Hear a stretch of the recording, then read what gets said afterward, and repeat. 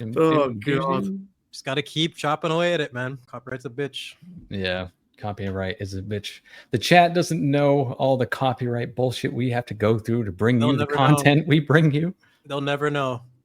Just the god. Like someone mentioned what you sacrificed. Yes, it's the Tony Stark fight at the end of the Bucky Cap fight at the end of Civil War. I spent so long trying to get that from copyright. I could just play the fight in my head. I never have to watch Civil War. It just lives in my head rent free just because of that. All the editing.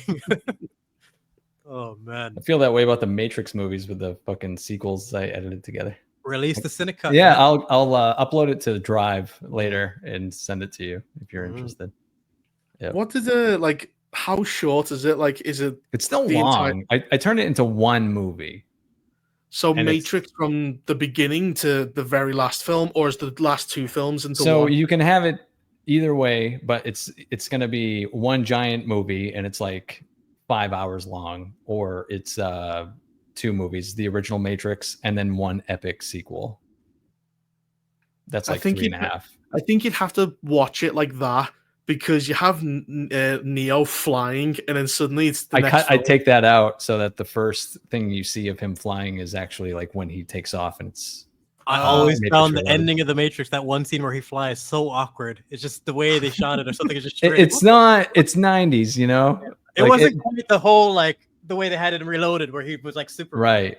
That was pretty cool. But yeah, how do you reshuffle Reloaded in a way that makes it make sense? And what the fuck do you do? Because I'm pretty sure I got some tism in me because I know that those movies so well. I watched them so fucking many times. It's ridiculous. So I know the movie really well. So like, I know scenes that can be completely removed. Like I've worked with what they have, and I think it's pretty good. Like I think it's a pretty solid sequel. It's not boring, at least, because certainly a minimum critique of the sequels are that the Zion scenes don't really need to be there, in my opinion. You just don't get much out of them, considering how long they take. And they damage Morpheus significantly. His aura just plummets. And who Link was the other guy, the black dude with the dreads. We didn't really get much from him other than the "Where's my pussy" line. That was it. Oh yeah, that's it. Where's my hey? Yeah. That's his most memorable part. That's it. Matrix could be a solid trilogy, but they didn't. With what they did create, it wasn't enough story for 2 movies. It's just there's like a lot of filler. It's so much filler. Like the Battle of Zion and Matrix Resurrection or Revolutions rather. Oh, did you see Resurrection? I was about to say that's what made me start the channel. Resurrection was his origin story, pretty much. Yep. Like everyone Resurrection was that's when I was like, what the fuck am I gonna call myself? Because I sure hate this fucking movie. You never forget your first one, man. It's like losing your virginity almost. It's just the film that opens up your eyes to just the fuckery of bad writing and how much you care about writing in general. You know? Well, the one I was doing is Rings of Power, but I didn't want it to be my first video because I knew it was going to be terrible. So I did Kenobi as my first video, and it was fucking awful. First video. Like my writing was just and then. It was just that. It's where it starts, man. My first one was Luke, but the first release was The Long Night because I just put that to the side. I had to put it on pause, like you said, Reaper, and something else comes out, and it's like, what the fuck? Yeah. And anyone who's never seen Matrix 4, it's one of the ones where you just don't even watch it. Just that I will eventually release a video on it, just because I wrote so much, and it was actually the first video I ever attempted to make. I just didn't finish it. It's the fastest I've ever made a video. I was so really angry. To this day, I was like, because some videos I need to, like, even Fantastic Four First Steps, I might get an idea 3 days from now, the cook, where the Matrix, I was writing the video in my head as I was watching the movie almost, and like within a week it was released, which is crazy for me. I remember seeing Last Jedi, and I'm not a huge Star Wars fan. Like, I appreciate the IP and what it's done, for film and everything. But like I tried and I never really got into Star Wars. So when I went to see Last Jedi, I remember Snoke being killed and being blown away and saying, "Oh my fuck, Star Wars fans are gonna be pissed." It's not just that. It's Ryan Johnson teasing the fan base for years, saying your Snoke theory sucks. All the theories that people had about Snoke, Ryan said, "Fuck all that. I'm gonna do nothing instead." Yeah, it's like even the worst theories were better than the reality, which was just He was And groaning. they make a joke out of his body getting cut in half and it just falls off the chair. It's like, Yeah, I got the karma though with Matrix Resurrections a few years later. So, Man, when you watched Rise of Skywalker, I kept getting a headache from that movie. Oh, see, that's actually one of my favorite movies of the last few years. It's just so funny. It's so funny. It's such a fucking dumpster fire script. I actually got a headache watching that too. The first time you're trying to watch it, you're trying to process, or because J.J. Abrams doesn't stop hitting you with new stuff, and each thing is retarded like the last. So you're just getting whiplash from just the amount of retardation on the screen. You can't even know where to begin with that film because it's literally everything about it is just absolutely fucked. I guess we're on a desert planet. Oh, I guess you can now reach people through Force.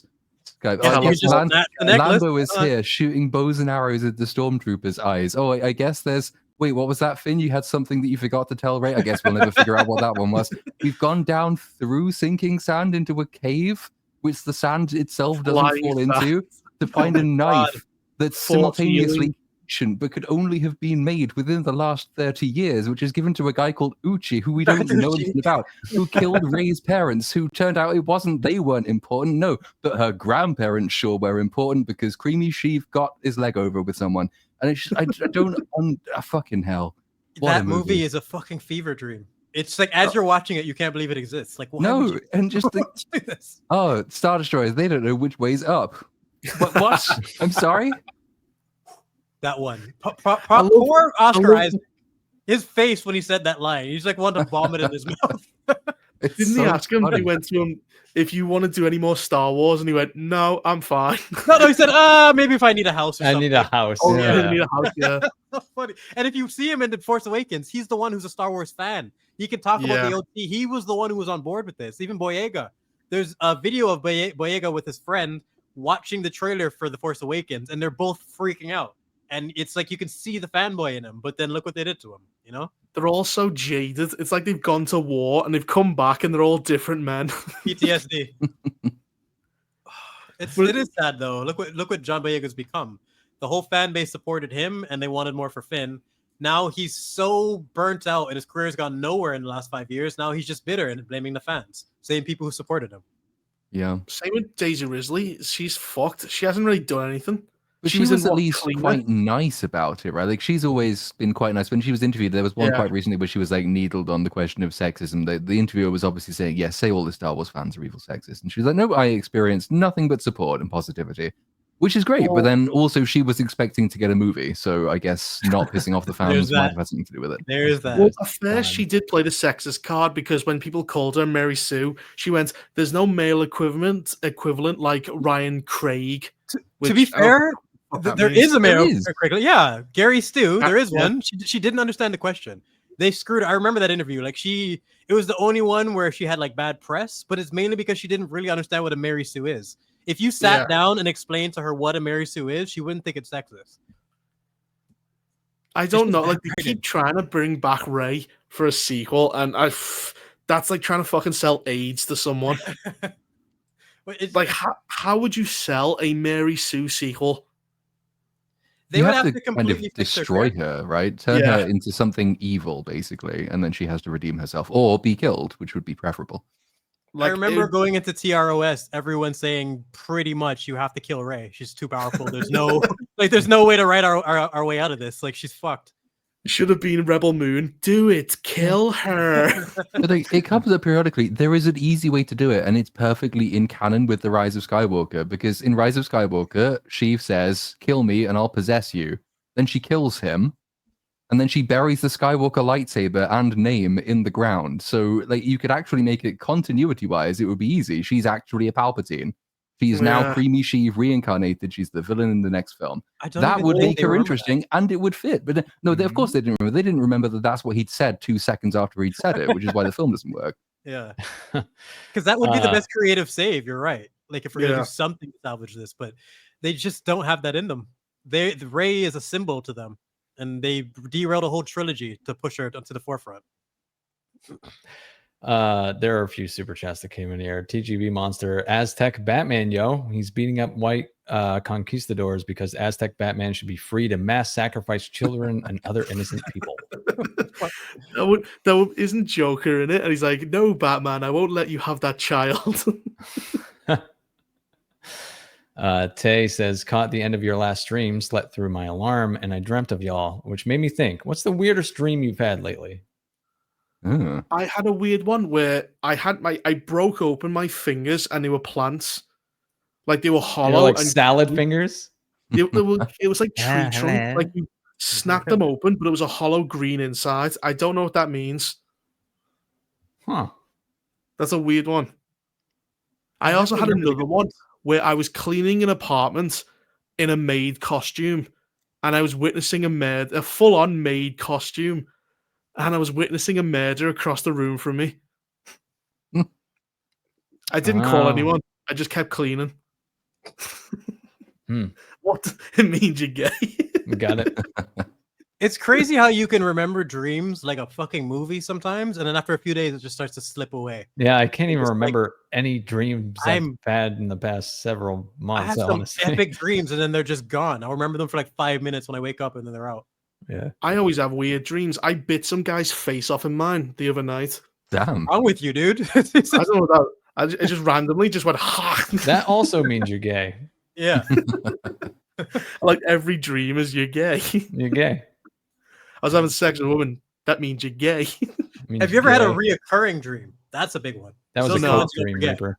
I did as a kid. But Yeah, I had the one only too. dreams I really remember was as a kid. Like I had this recurring nightmare, and it was like the most uninteresting thing in the world. It was just me being very slowly carried toward a house plant that we didn't even own. But there was something about the plant that just scared the shit out of me. In my dream, it only existed in my dream, and it was just getting closer and closer. And then I had that repeatedly every night. And like it was just like I don't know why. I don't know what it meant. I'm not scared of plants generally, so who the hell knows? I had one where I was in my grandpa's basement, and it was just me leaving the basement, and there was a clock that was creepy, and I know that clock wasn't there. That's it. And I had that dream repeat over and over and over again. I have no idea what it meant. I don't know why it happened, but I could picture it right now. It's so strange. No, I never had a night. I had my brother hide under my bed with a scream mask, but that wasn't a nightmare. That was real. It was real. Wait, you had him do it? No, he did it to me. I Oh, didn't okay. have him. He did it to me. Scare me. I love Big it. brother, man. That's what they're there to fucking freak you out. Yeah, so my nightmares were real. That's like my sister. Like every horror movie, she would try to trick me into thinking it was real or something like that. Just anything she could do to scare me. She's fucking ruthless. So, yeah. I older remember siblings. my brother when he was little. He I can't remember. I think it was like some fucking devil film he watched. But he had the blanket over his head and 2 eye holes. And when my mum took the blanket off him, he was wet like he had a shower. What do you mean? Like, Well, he sweated so Oh, much okay, under his okay. blanket. He That's what you do as kid, though. For some reason, you just don't go to bed. Like you go, this film's horrible, but I'm just gonna sit here and be terrified rather than just go to sleep.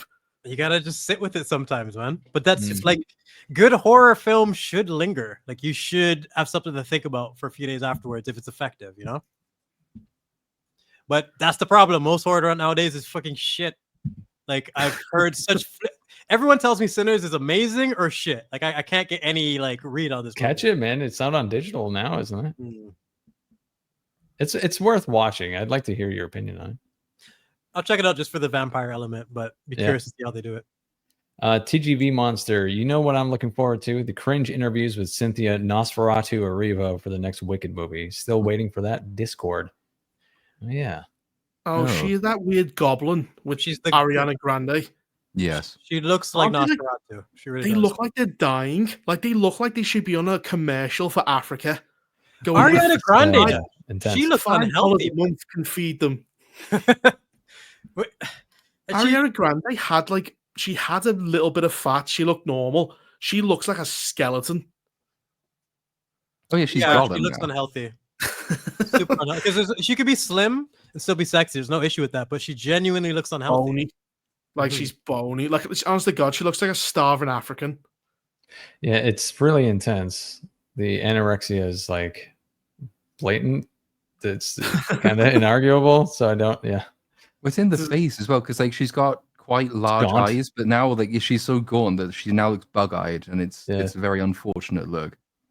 And she's The a pretty problem girl, is- man. It sucks. If you try to bring it up, you go, listen, Ariana, you look kind of bony. She goes, thank you.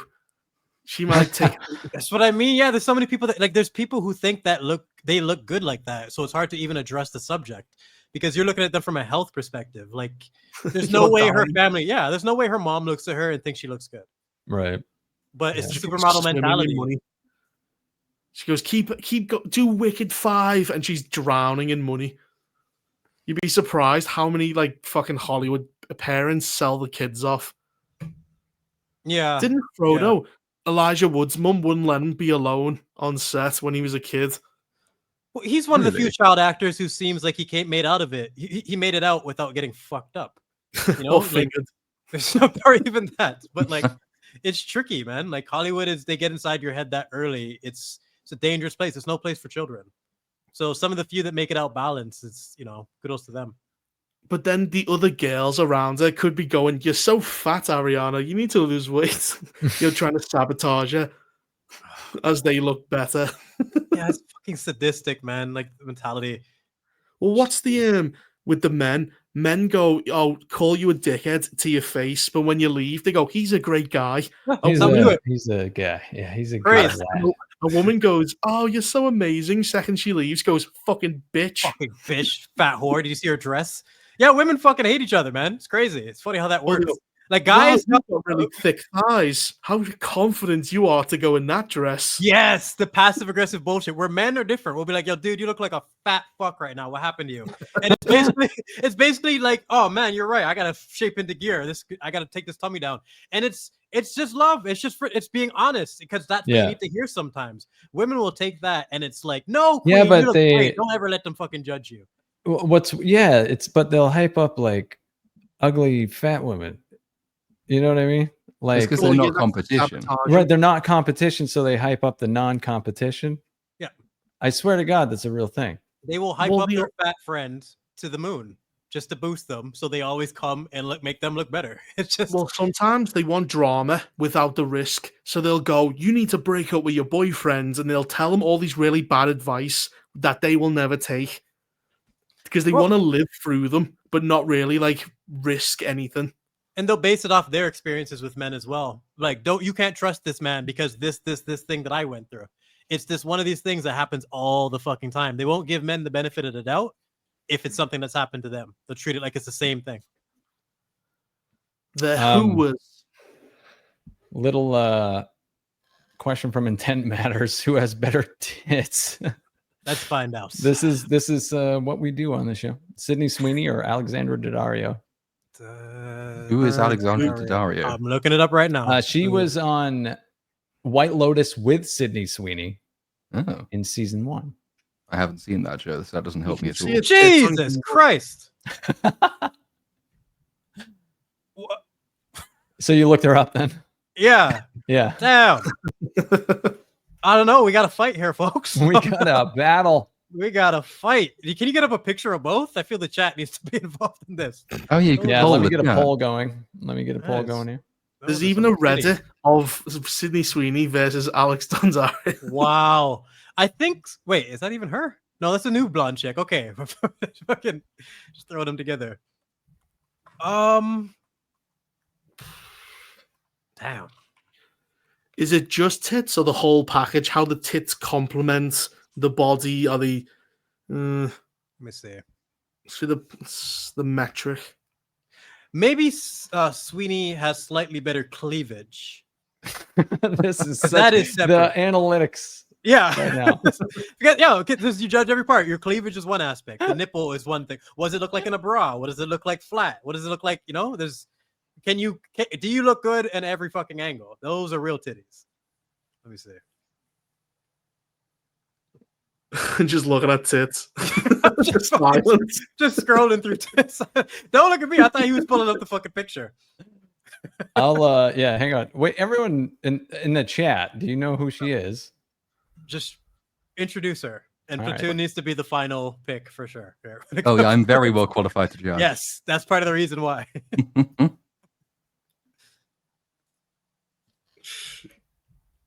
Are you looking? Okay. Yeah. I'm still I looking. found it. Still trying to find it. Sorry, blood's not going to my head right now. I'm looking at all the meme pictures of like where they make her tits like the size of a truck. Like just Photoshop her. It's a There's somebody- truck. What the fuck? From See, look what how I'm small seeing they're. here, huh? What'd you say? Huh? What? I was saying they look a bit smaller here, but that's a sports bra, I suppose. More, See what I mean? This plays a big factor in what they're wearing. yeah. Yeah, the analysis of this is incredible. You need comparable dresses to really see. Or just have them naked. That helps. Don't lie. We could just do what like half the population does now and just ask Grok for the definitive answer. That's Hey true. Grok, is this true?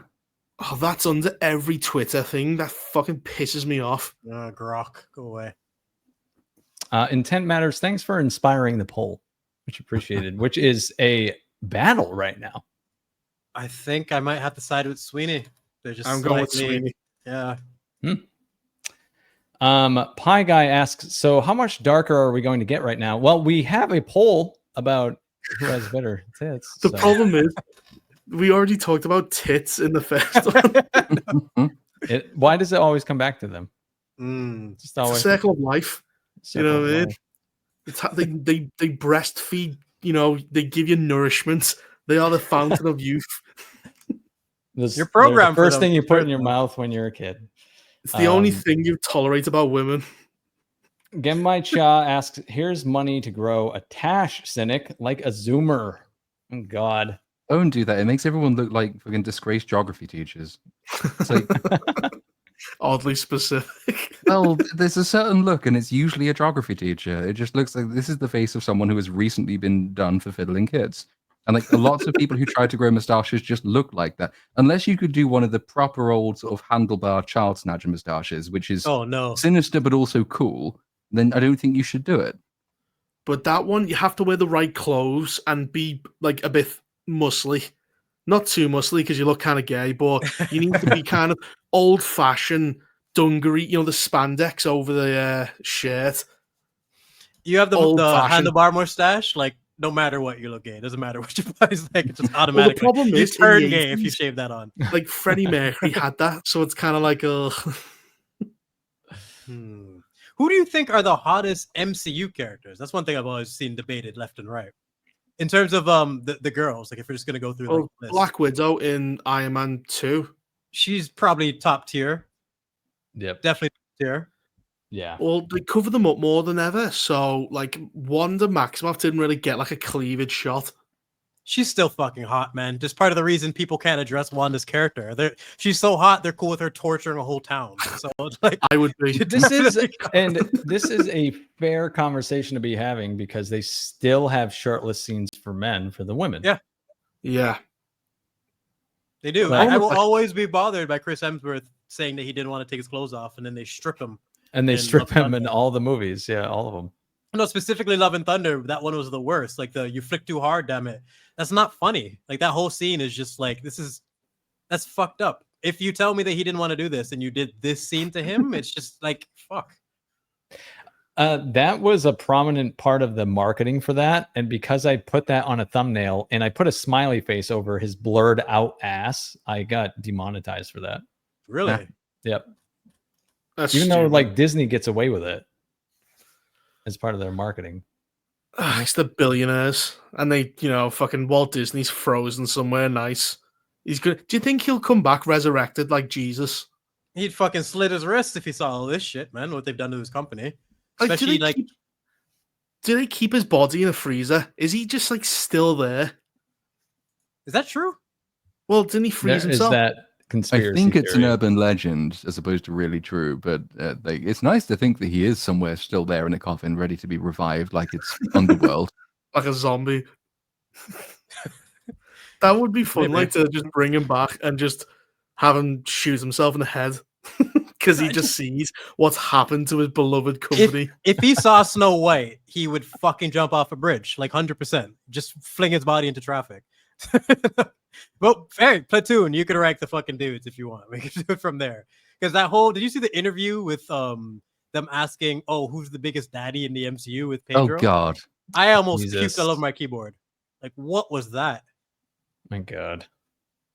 It's just really cringe, but they keep fucking doing it. And you'd think they'd have learned by now after the Acolytes. So is this like the gayest Star Wars ever?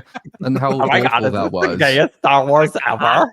The guy who sounds like he has a raccoon in his throat. You would think so, but it's like they just keep repeating this shit over and over again. Well, it's not just the gay thing. They tried to bait the Superman interview by going, is this anti-immigrant or pro-immigrant? Or they always ask these fucking loaded questions. Those are the only two options, sir. That's it. And who's the guy who played Guy Gardner? What's his name? The actor's name? Nathan Fillion. Just 10,000 points for just this one comment of like, guys, it's just a movie. Relax. I just wish more actors had the balls to say, what the fuck does that have to do with my film? Can you talk about the arc or anything like that? Well, you just need a good coach because Brie Larson's finally learned that lesson, but like way too late. Worst mistake ever picking Captain Marvel as a career choice. She fucked up her whole career. I can't believe she was going to be Superman of the MCU. They wanted that. They wanted her to dominate, man. They literally had the Avengers, instead of it being just like a quote from the first movie, they made it a reference to her boat. They made it all about her. She inspired the name of the Avengers. Like, it's fucking, the way they plastered that bitch onto the MCU, well, it just needs to be studied, man. It's gross. Oh God. Like, how many plans? Like, they had loads of plans, the MCU, and James Gunn's quite the same, because he had the Authority, which was supposed to be after Superman, but that seems to have just disappeared. Now it's Clayface, or is it Supergirl? Supergirl's next, I think. He does not have a plan. He's just going, fuck it, put that one next. I think that's a massive mistake, man. Supergirl, the only thing she has going for it is that the actress is really likable, especially with House of the Dragon fame. Yeah. But the Clay dude, whatever that is, I've never even heard of it. This isn't the prime of the MCU where you can slap together something like the Guardians and make it work with good, if you have the talent. But Clayface, it's another thing. It has to be phenomenal. For it to work, it has to be one of the best superhero movies ever made. And do you really think that's going to be the case after James Gunn Superman? No. It's going to be worse because you're going to take away Superman, who's like, oh, geez, and you're going to have a cum dumpster instead.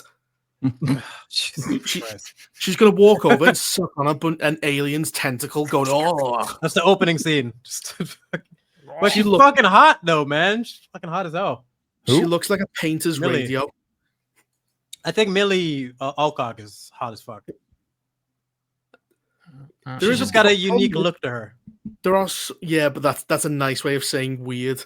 Yeah, she's weird looking, but in a hot way. I don't know how to describe it. Yeah, I would agree. Not like Bella Ramsey, where she looks like fucking malformed and she wasn't cooked properly or something. But like different. You know what's horrible? What was was it Arya Stark, where that nude scene in Game of Thrones, and everyone was like, when she fought Gendry. Fucking the worst sex scene. Like Jamie and Brienne had the most cringe sex scene probably ever filmed on this planet, but the worst one is still Arya because that's everybody's little sister. Why would you want to show? I don't want to see her side boob ever. That is like she still looked like a child. Exactly. She hadn't grown. There wasn't enough time.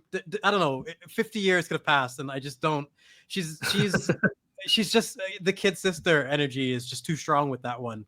And everybody liked Arya way too much in terms of that dynamic. You can't go and try to sexify that. It's just too much. Which is weird that like the little sister thing still persisted, given that she was by that point a murderous psychopath who had no personality or role to play in the story. But Bravos ruined Arya. She became a boring fucking weirdo. But everyone gave her the pass because she was so compelling in the first 2 seasons. I loved Arya, but she just turned to shit. Hound when she was traveling with the Hound. That was a great That dynamic was they had. fucking glorious, man. Arya and what the fuck, Salome? Like the fucking fight that they have together over the chicken. Watching the Hound kill a man over a fucking plate of chicken is one of my favorite scenes in Game of Thrones because it's so in line with their characters. It's so fucking well done. What Damn he you, Dan told and Dave. Was it? He goes, I was taught by the greatest swordsman ever. He goes, what happened? Well, he got killed by Meryn Trant. He goes, he got fucking killed by Meryn The greatest Trant. swordsman ever got killed by Meryn Trant. You He goes, fucking. He didn't have a sword. You're telling me the greatest swordsman didn't have a fucking sword? Such a funny line.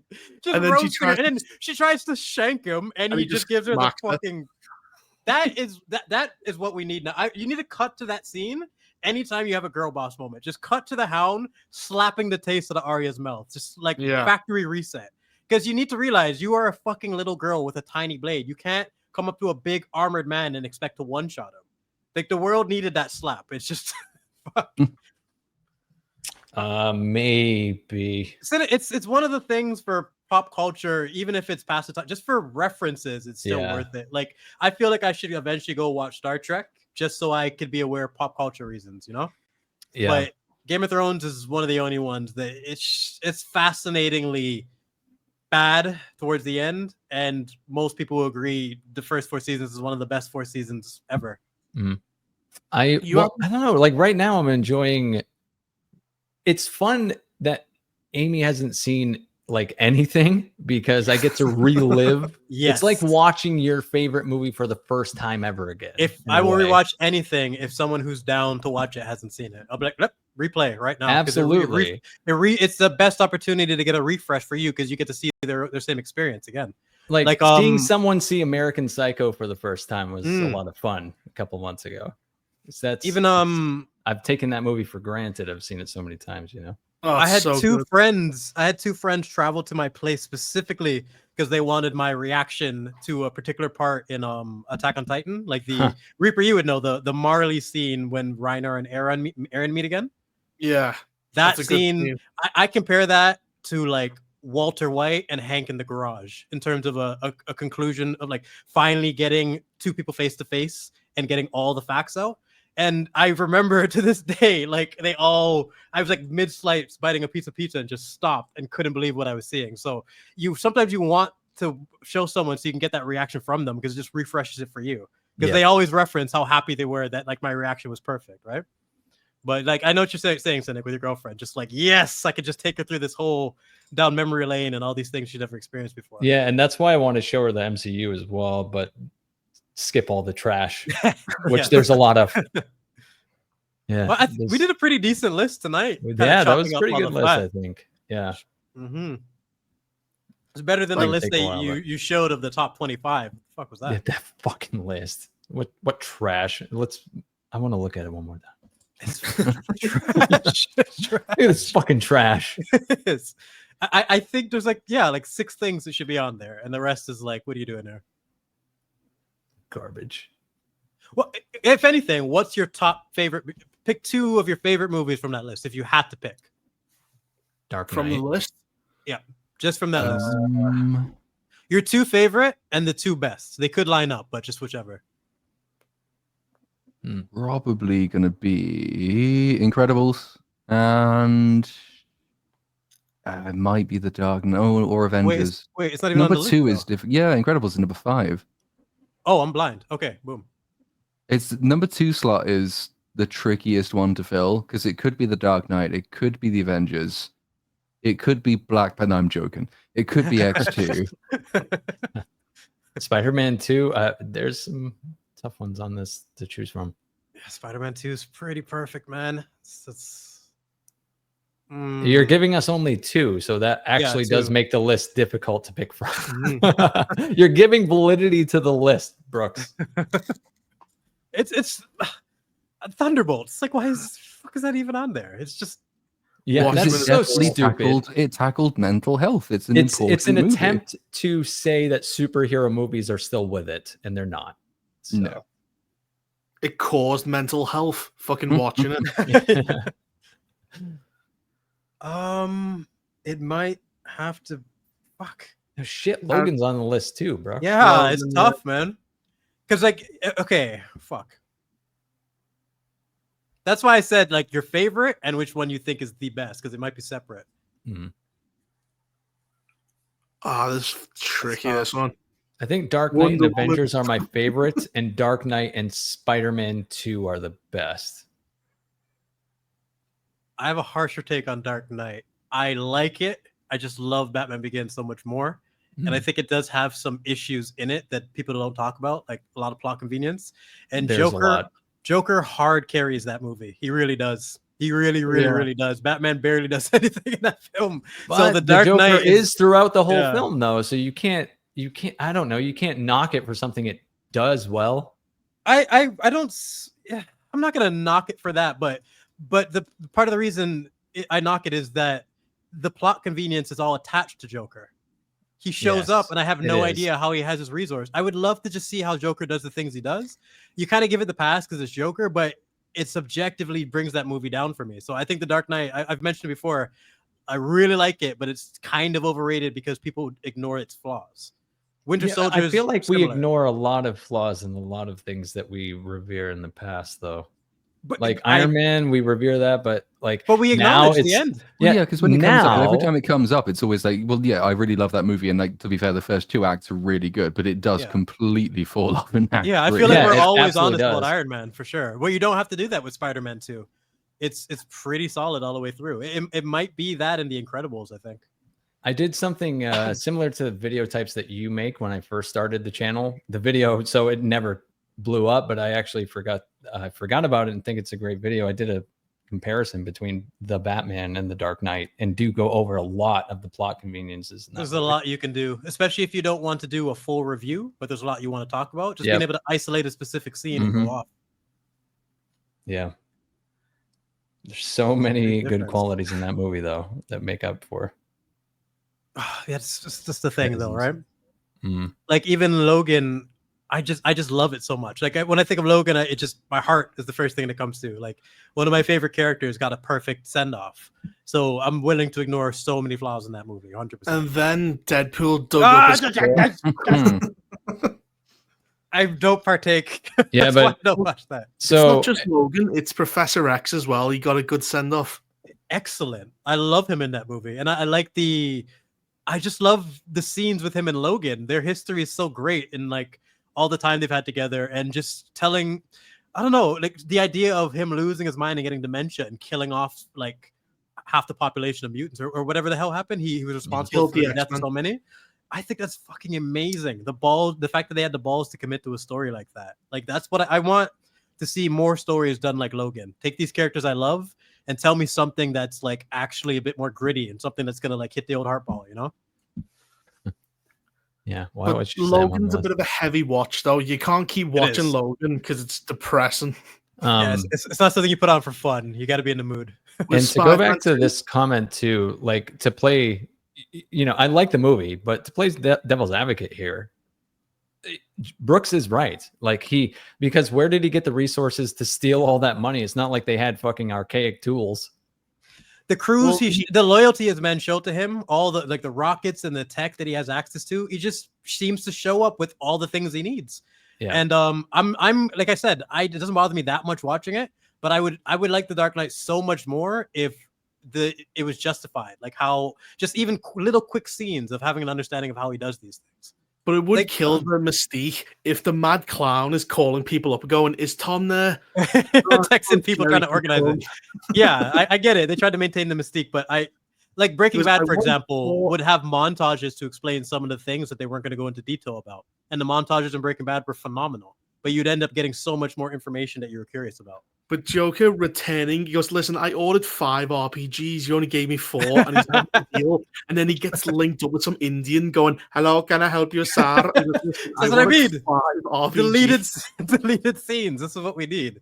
Because it's specifically, I know you're referencing that RPG scene with the battle with Batman that he has in the street. Where did he get that? I just would like to know. That's it. It's just a slight nitpick for me. Like he's trying to he's just wearing big fat glasses and he's making fake IDs and he's just going, "Listen, I need to get a truck. I need to get an RPG. I need to get all my resources." Like it kind of kills the mystique of the character. Yeah, like for that sense, I can see why they left it out, but it could have added something to have just a throwaway line of having an idea of how he does it. You know, This is good. Yeah. I thought this too. It was so silly. I like that he steals like fucking actual gold coins too. It's amazing. It's like an you old just show school up to bank robbery. Amazon. Yeah. You show up to Amazon with a bunch of gold coins. They go, we can't accept this. His plan is over. he's actually one of the best villains, though, just in terms of having a full story. And I liked his character beforehand. I liked the performance. His fight with Peter on the train is like to this day one of the best superhero fights. Just having a comic book come to life, like that's one of the definitely the best. I remember moments. saying in 2004 when it came out, the suspension of disbelief, it killed it for me when he was taking blows to the head from Spider-Man. I'm like, I'm pretty sure those arms don't give you superpowers, but okay. You are right. He should not Take be that taking punch. blows. Yeah. He should not be taking blows from Spider-Man. You're right. But I suppose Spider-Man does hold back because he does punch normal people all the time. Why doesn't he just punch hard enough to knock him out then and stop this fucking Yeah, terror? if that was true, he just one shot him. Like that's not. What if That, he just you like can't address that. slap him real quick and knock him out? But what if he tried and he accidentally crushed his skull? Like, that's a very fine line. Like, he's punching him. He goes, Jesus, I'm trying to put you to sleep. But he just dislocates his jaw. Well, exploring the guess. no-kill rule in an interesting way, like a superhero accidentally killing someone, could be interesting. That would be. Mm-hmm. Like Yeah. even Daredevil accidentally killing someone and making it a part of the entire season could be compelling. Could be a lot of drama you can get from that. But Or it's you just could have a depends on how they do it. terrible, terrible season where Fisk becomes mayor in one episode. The cuck pin. Like he's such a fucking pussy in that show. It's crazy. And Yeah. Vanessa is a better crime boss than he is. The fucking art gallery owner. No. Fucking do you remember in season 1 how you wouldn't even the guy who killed himself just because he said Kingpin's name, just the power of his name in season 1 was incredible. Like he just fucking the presence he had, he was a genius. He had Madame Gao, like just as soon as he broke out the Korean, and you could just see this whole other side to him.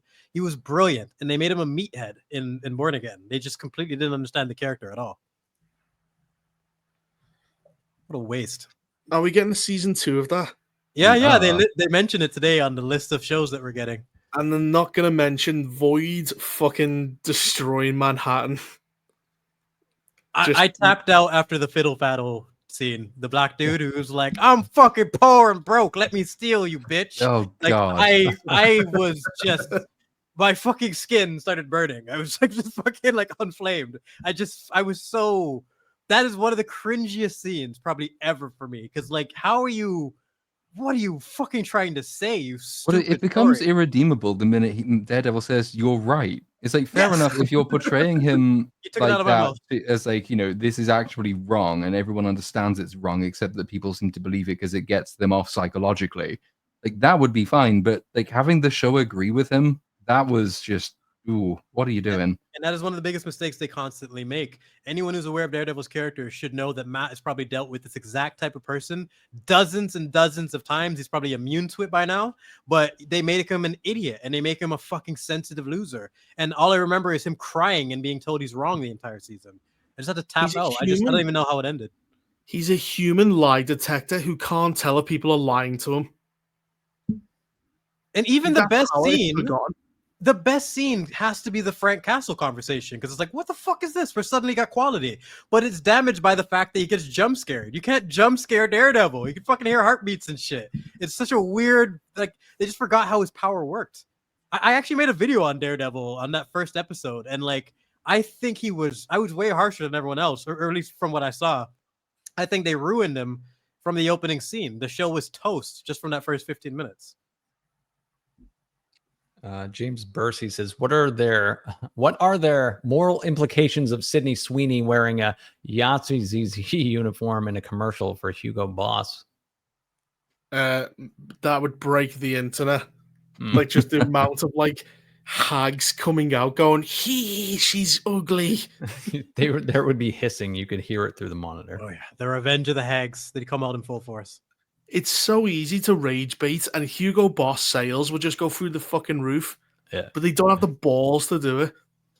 Imagine if a couple of years ago Bud Light had grabbed Sydney Sweeney instead of Dylan Mulvaney. Oh god, yeah. Just imagine. If only they had the foresight, the fucking freaky goblin or the pretty blonde with nice tits. Right. If No, only no. they had thousands of years of Biology and fucking to back up the life. fact that people like tits. Oh my god, what a horrible Speaking of mistake. tits, actually, I'll get to your super chat in a second here, M8566, because I think it's time to close this poll. Oh yeah. yeah. Sydney Who won? Sweeney won by a fucking landslide, you guys. Sweeney, 59% out of nearly 200 votes. Shout out to those chesticles, man. 50. Jeez. Oh, it dropped to 58% of the votes in the end. 189 votes. Yeah, Sydney Sweeney wins for best tits. Not a As someone shocker mentioned there. earlier, does personality increase you on the scale? She's one of the best examples of that. No one here No. is saying she's drop dead gorgeous, but she's really, really cool, down to earth, and hot enough to get praised by like someone who's gorgeous because she fills in the gaps. You know what I mean? Yeah. She's actually someone I feel like I can have a conversation with, not just be distracted by her tits. If she turns around and said, "Oh, you're just using me for my body," it's like, yeah, fucking obviously. But like, she knows the game. We all know what the game is, and she's Yeah. willing to play it, so we're all fine. She's not going to shame us for being human. You know what I mean? Like, you fucking gay people can appreciate tits. They just look great. It's just fucking what it is. But like the fact that someone can actually play the game and not be all crude and like try to be like a nun, like you just, I don't know, like sex sells and it's a part of life. Chesticles. That's what they are. But that's what they are. What happened to that super chat? You just cut that guy. Oh, yeah. Sorry. M8566. Worst thing about Spider-Man 2 is that Ursula is right there and he still sims for Mary Jane. Pour one out for Ursula, man. Mary Yeah, Jane that would is be a the mid, whore. that mid to call your own type of deal. Ursula is literally what we were describing, basically, of someone who, like, she's not super hot, but she'll make you happy. You know what I mean? She's gonna bake you cake. She's gonna be loyal. She's not some drop dead model, but most guys will ignore an Ursula to get some asshole who's a couple points harder than her, just because that's the way biology works. It tricks you. It's like, it's terrible almost, but like growing up is understanding that Peter made the wrong choice. 100%. MJ is a fucking cunt that only I think cared my about- girlfriend's super hot and she's really cool. So say no, like Mary Jane cheats on fucking what's his face, his friend with Peter Parker with Spider-Man with fucking his friend again. What's his name? James Franco. Yeah. She cheats on everyone with everyone. It just the Peter Parker and Spider-Man are just so happen to be the same person. She says, yeah, She she's a didn't slut. know that. She tried to cheat on Peter. It just happened to be with Peter. The famous Spider-Man kiss. I'm just like, you fucking whore. You don't even know who that is. It's just some random dude in a mask. Jesus Christ. Can you sim for your own girlfriend? Yes. Yeah. Yeah. Oh. What's that video where he goes, "This is my girlfriend and she's amazing," and it was on a camera and people played with her to where she had a gun to her head. The police were coming in. I'll try and find it. You have to get it off, but you can sim for your girlfriend. Yeah. Oh, chat It can says happen. yes. I thought it was 100%. basically a requirement, right? Like everybody does that. Like if you're not simping for your girlfriend, she's probably not your girlfriend or won't be for very long. One of Well, you has to be a depends. simp or it's not going to work. It's just the way the dynamic Well, is. Unless you're lying and you go, "You know what? She's fine," and then she throws a plate at your head. You go, "It's just that time of year." Well, you mentioned That's Malcolm in the really Middle earlier, and Hal and Lois had the same conversation of like Lois basically saying like, I think I don't love you as much as you love me. And Hal had the most adult answer ever that I'll never forget. He's like, yeah, what the fuck? Of course. Like, otherwise we'd spend all day fucking. We'd never get anything done. Like, there needs to be some type of balance. So yeah, I do love you. But it's the way he described it made it make so much more sense. One has to be more obsessed with the other. Otherwise it just becomes chaos.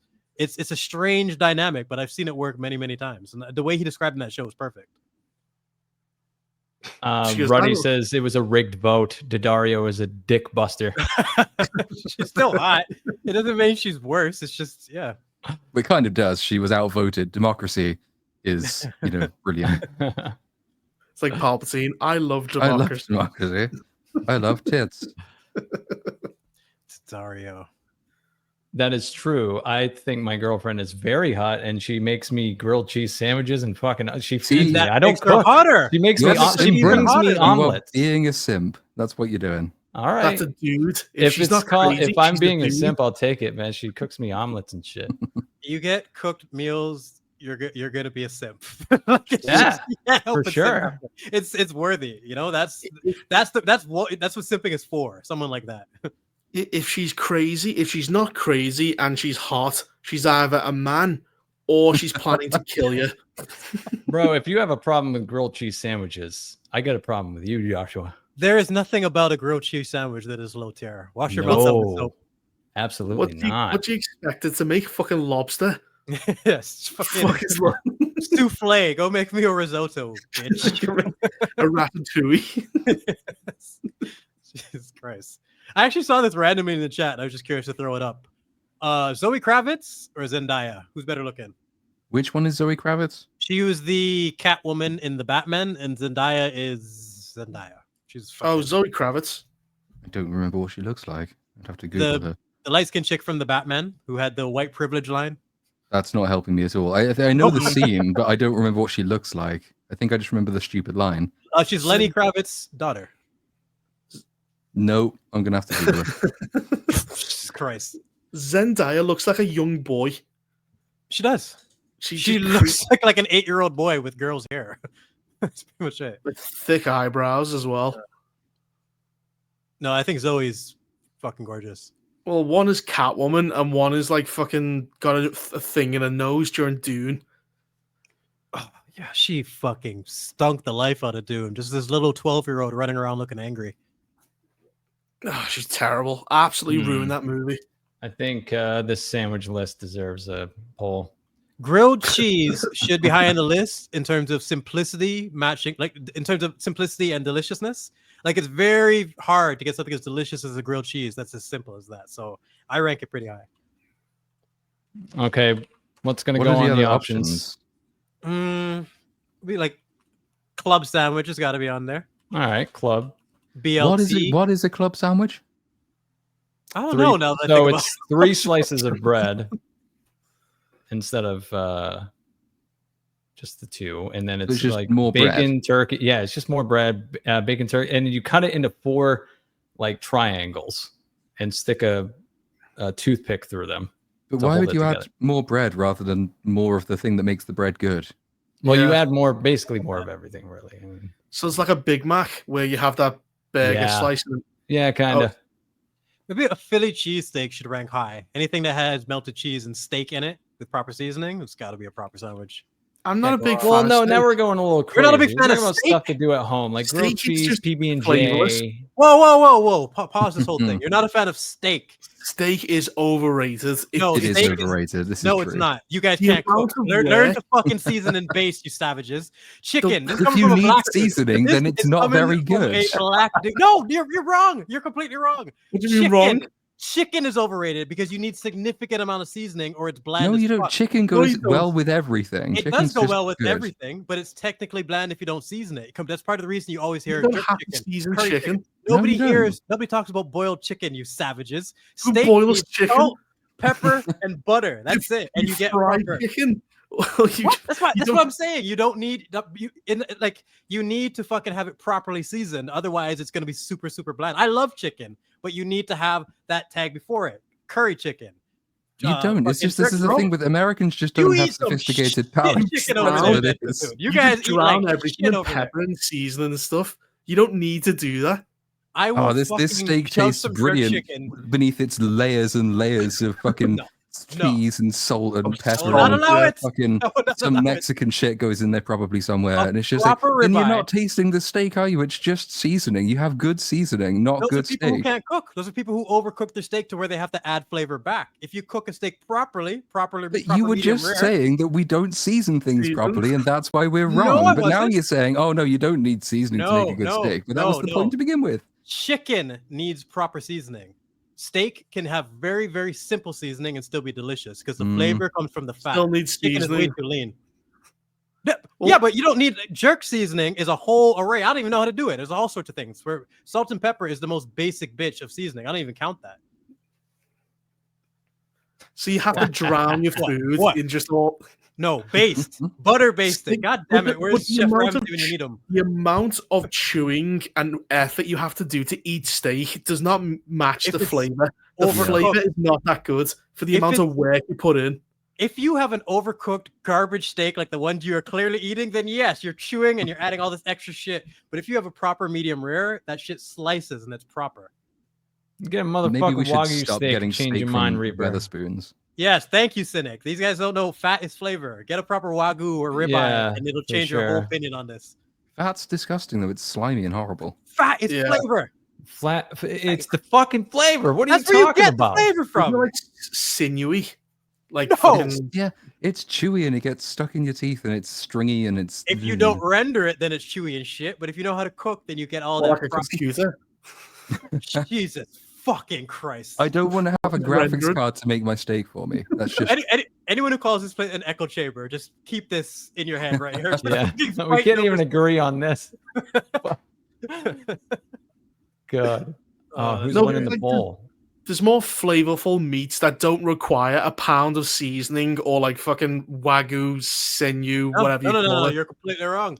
The Wagyu or steak in general has the amount of fat that gives it the natural flavor. Chicken is super, super lean. So if I was just to fry up some chicken and fry up some steak with no seasoning, the steak will taste better. It's not going to be as plain. Thank I'm you. just saying, If your steak the requires a lot of chewing- chewing, you can't The cook. flavor ratio is way too much. Like you can have bacon. Bacon is far more easier to eat and way more flavorful. Because why? The fat. It's No. fat. You just made my point for me. Fat It's not. is No, flavor. I always No, take the you fat cut the off my fat off the bacon because it's bacon. disgusting. Jesus Christ. All right. I'm What the fucking- fuck, dude? What is happening here? I'll If be it's back. not, you have streaky, tiny bacon. We have big, fat Canadian bacon. So our fat is like a giant piece of slime that you Yeah. cut off. Platoon, have when you tons of visit over here, Whereas you're you have going these- back 20 pounds heavier. What the Like- fuck? What are you doing? Look Where at that. is- Look. Wait, I Yeah, can't but even. I where the hell can is my see the thing? fat that you cut the fat. There's the Flavor. white shit around the side of it. You cut that No. off. Yeah, No, just- you render that. You put it sideways and you render it on the stove properly. What does so it's not rendering chewy. mean? Rendering means cooking. It means cooking the fat. You cook it so it's not chewy and sinewy. It's delicious. But do I you will throw like fight you on 1,000 this. pounds of garlic powder on it? No. You don't. You do No. that with fucking steaks. You don't need to do anything with bacon. Steak is fucking delicious. And I will hear no Overrated. fucking steak disrespect on this thing. Never. It's Let me put these expensive. back in the It's freezer. overrated and requires like fucking 500 pounds of salt. No, it does not. What the fuck? What are you talking about? You are man. eating the worst steak I I have feel bad. ever Yes. heard of for sure. Oversalted and overcooked. You must like you probably hate cows. You fucking look what they've done to you. You probably hate Apples. beef if this is what you've done. You fucking take it that far. I'm not a You huge just- fan of beef, to be honest. No, Beef it's is- okay. Oh, man. Beef's better than steak, Yeah. but it's not the Steak- greatest. Steak is beef. What the fuck? It's It is. no, It's it's not. different form. It is. It's a different part. It's like the ass to the fucking stomach. all completely beef. different. It's all ground beef, whether it's a loin or a brisket or the fucking back flank or the ass. It's all beef. It's just different cuts. Steaks will Damn. have specific cuts. And the reason Well, I'm fighting then- you on this is if you're talking about a hard ass steak, you are probably getting the shittiest part of the cow with the crappiest seasoning and someone who overcooked it. You need a No, properly medium I've rare had steak. rare steak. It's just not that flavorful.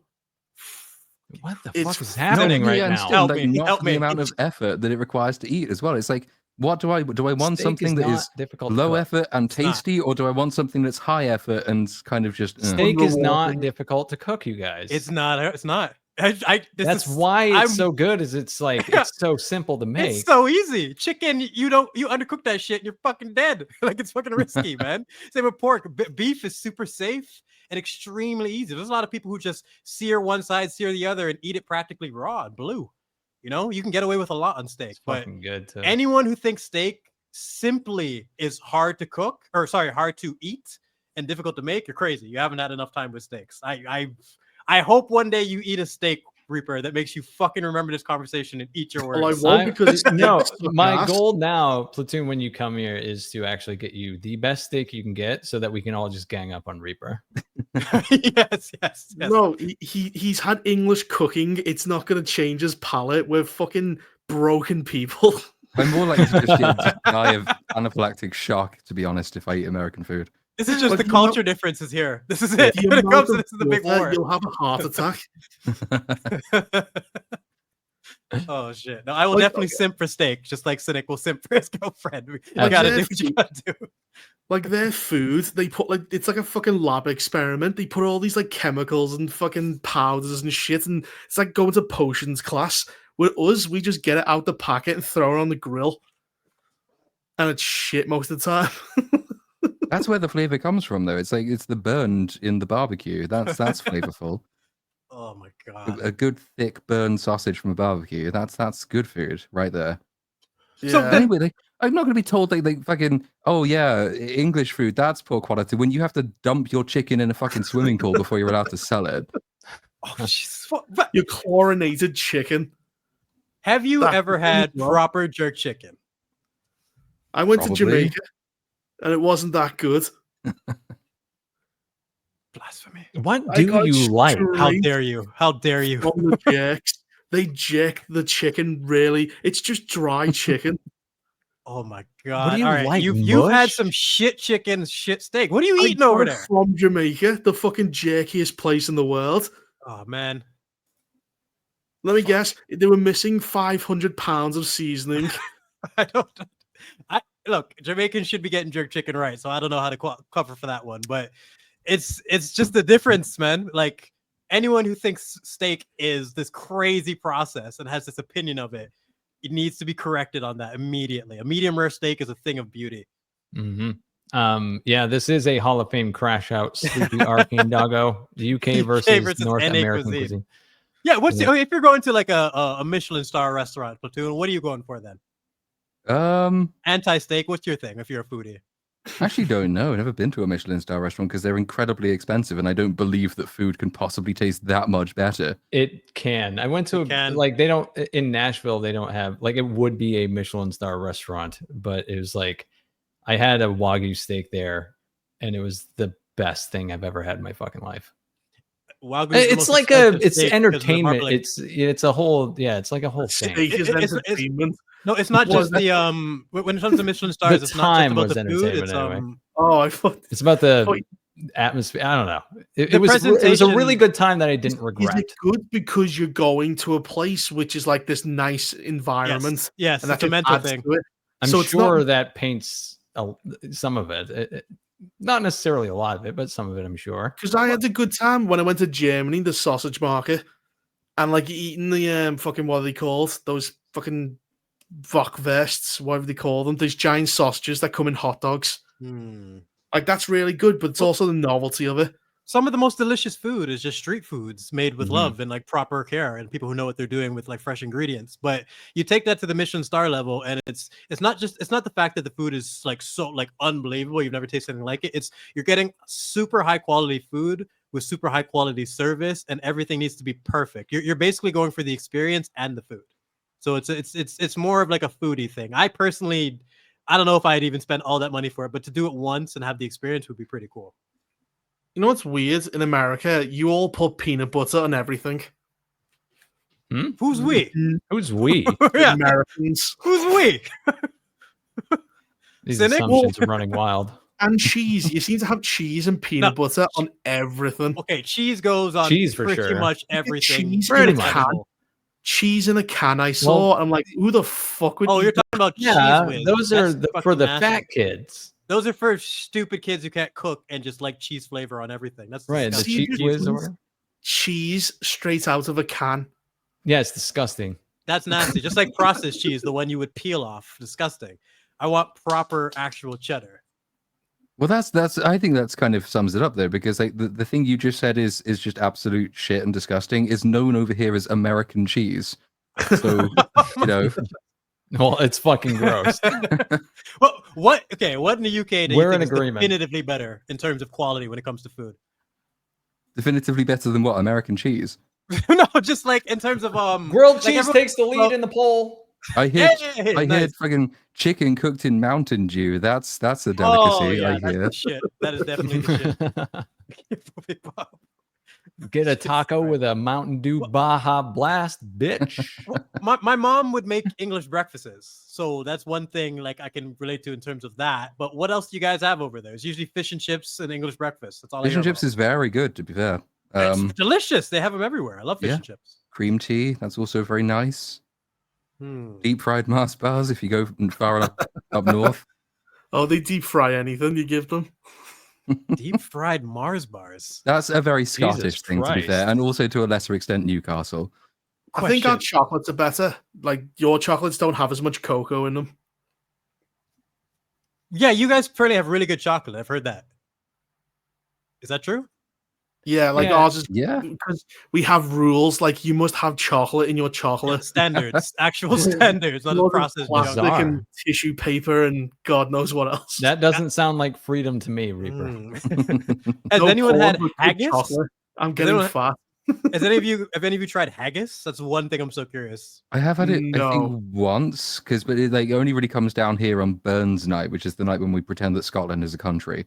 And then I think I had it. It was okay. I just like if you get inside the haggis, it's fine. It's the getting inside the haggis which is the unpleasant bit. It's the name, man. It might be the most unappealing name for any food product. Just Well, it's an haggis. unappealing premise. It's just a Haggis. sheep's intestine stuffed with actual stuff you want to eat, but then you have to go through the sheep's intestine to get there. What? That's what it is? Yeah. Yeah, it's just inside the sheep's intestines, so you have to rip it open. Why? This fucking sounds disgusting. Because It's it's not like Scottish. stuffing. Like I Scottish. understand stuffing a turkey, but intestine? Well, Don't- what about black pudding? Because black pudding always sounds bad, but it's actually fine. It's just what is it like blood and something? That's It definitely sounds worse than it tastes, but I still don't like the taste of it that much. It's kind of It's all right, black pudding. I don't like again. alright, When I was a alright. kid, I didn't like the sound of it because it's just like blood on something. yeah, blood sausage and just it's the whole side of the English breakfast that I'm like, I'll skip that part. Hmm. It still sounds better wild. than haggis, is my point though. Like that just ugh. Wild Warlock says an Aussie steak sandwich with the lot. Look it up. Best sandwich ever. Brits eat spam and spotted dick. Of course, they make good food like steak. spam is a meme over here for bad food. It's like post-World War rationing shit. We don't eat spam. We But eat the spotted turkey dick, for ham, sure. which is basically the same thing. No spotted dick denial, though. I don't think I've ever had a spotted dick, ironically, or otherwise. I'm not even sure what it is. What is spotted dick? I think it's a dessert. It sounds Oh, like is a it some kind of- disease. Cake or something? What's spotted dick? Jeez. What the fuck is your profile picture, Cynic? What the hell is that? That is Mog. Oh, the magnificent Mog. What is he doing? What the fuck Average is British person. that? Oh my goodness. Oh, yeah, spotted Mog. dick is a traditional British steamed pudding, historically made serious? with suet, something, and dried fruit, and often served with custard. Sounds like you're gonna have spotted mouth afterwards. Ew. Why would they call it that? It looks so much better than it sounds. It just looks like a cake. Joe Eager for $20. How do you render steak fat anyway? You put it on its side to make sure you get a good proper rendering. It's I don't know why they call it that, but it's basically for cooking the raw meat is cooking. Rendering is when you're touching the fat. But most people skip that part, so their fat is chewy and gross. But if you cook it properly and you actually know how to base, so you get a proper cook, and you actually rest your meat so it's juicy and not fucked up, and you know how to cook it so it's not overcooked, then steak is delicious. But if you fucking are like Reaper and Little Platoon, and you've only eaten burnt, dry, disgusting, overseasoned steak, then you're gonna have that opinion. Yeah. Mhm. I just don't see Steak what the sauce. point is when like gammon. Gammon is nice. Gammon steak, that's good. That tastes good enough. Better. And it doesn't even require a huge amount of time and effort to prepare it. It's just like you just cook it and it's Neither done does a and it tastes steak. good. I'm It just does. saying, it I'm really sorry, does we've just not been take told. long. Oh yeah, if you fucking play Tetris with it first, and if you put it on its side for half an hour, and then if you No, come a bunch of like Hogwarts magic shit on it, and then if you know how to do the arcane, then it tastes good. That's Oh, Yes, if fair. you know how to do anything about it, which it sounds like you don't, then Yeah, it can taste good. Yeah, It's but a- couldn't you do all that with gammon and make it like 10 times better? If the you fuck just is put gammon? all the... Oh god, You it see, pains this me is the off. thing.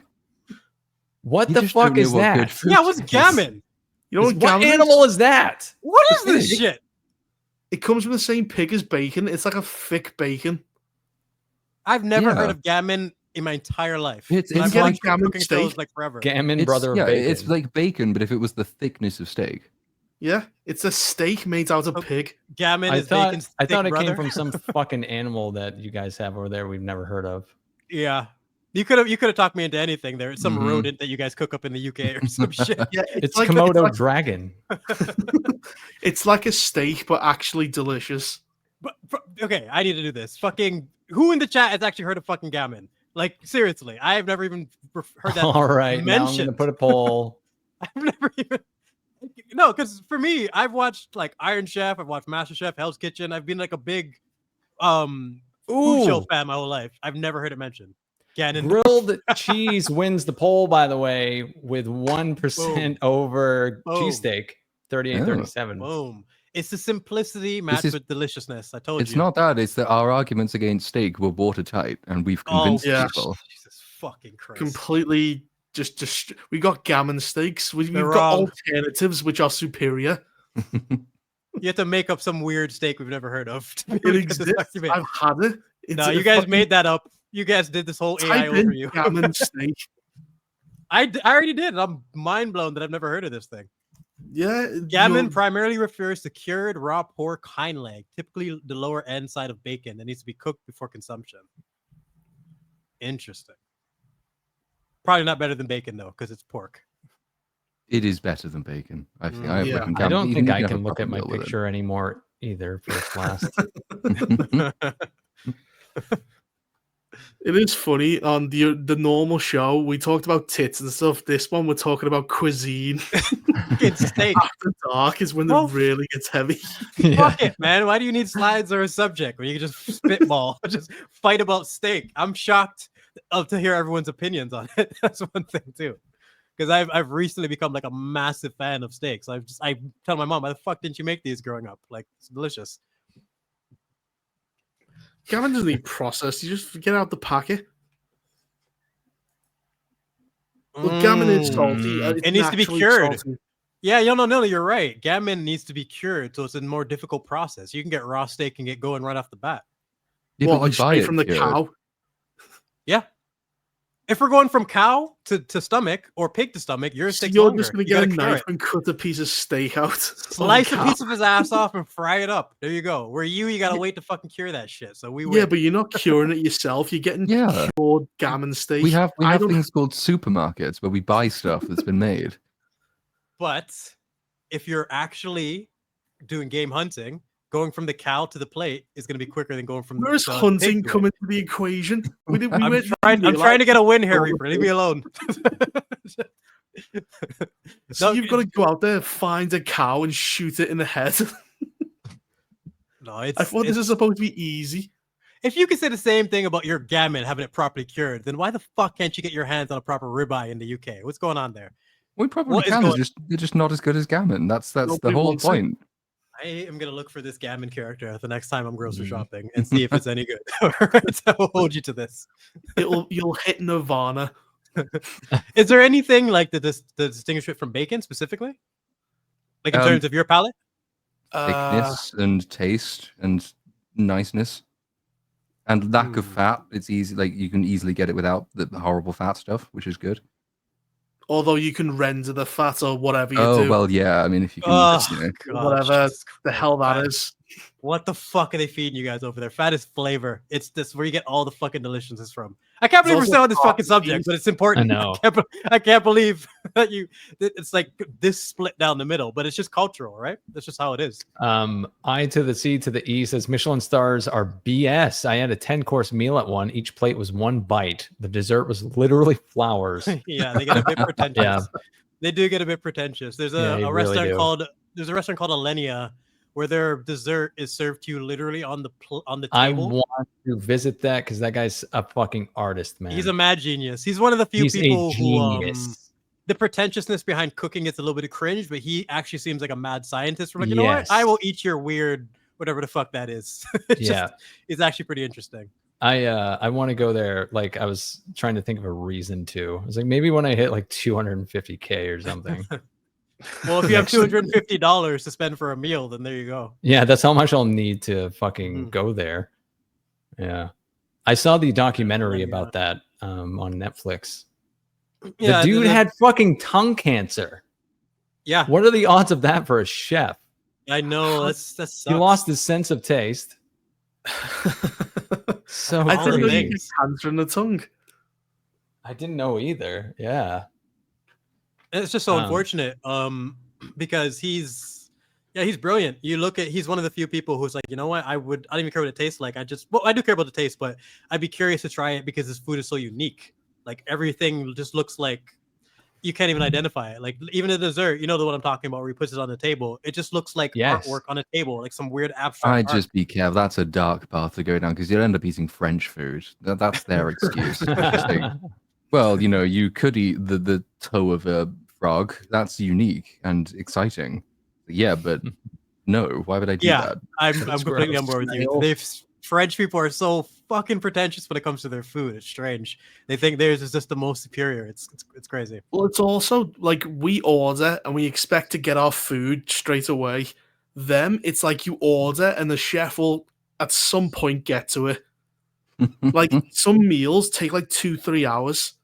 Yeah, that's not cool at all. Like, but imagine that, it's like, so you go out to eat at 5, you don't get your dinner till like 7, you don't finish till 8, then you're in bed in like an hour.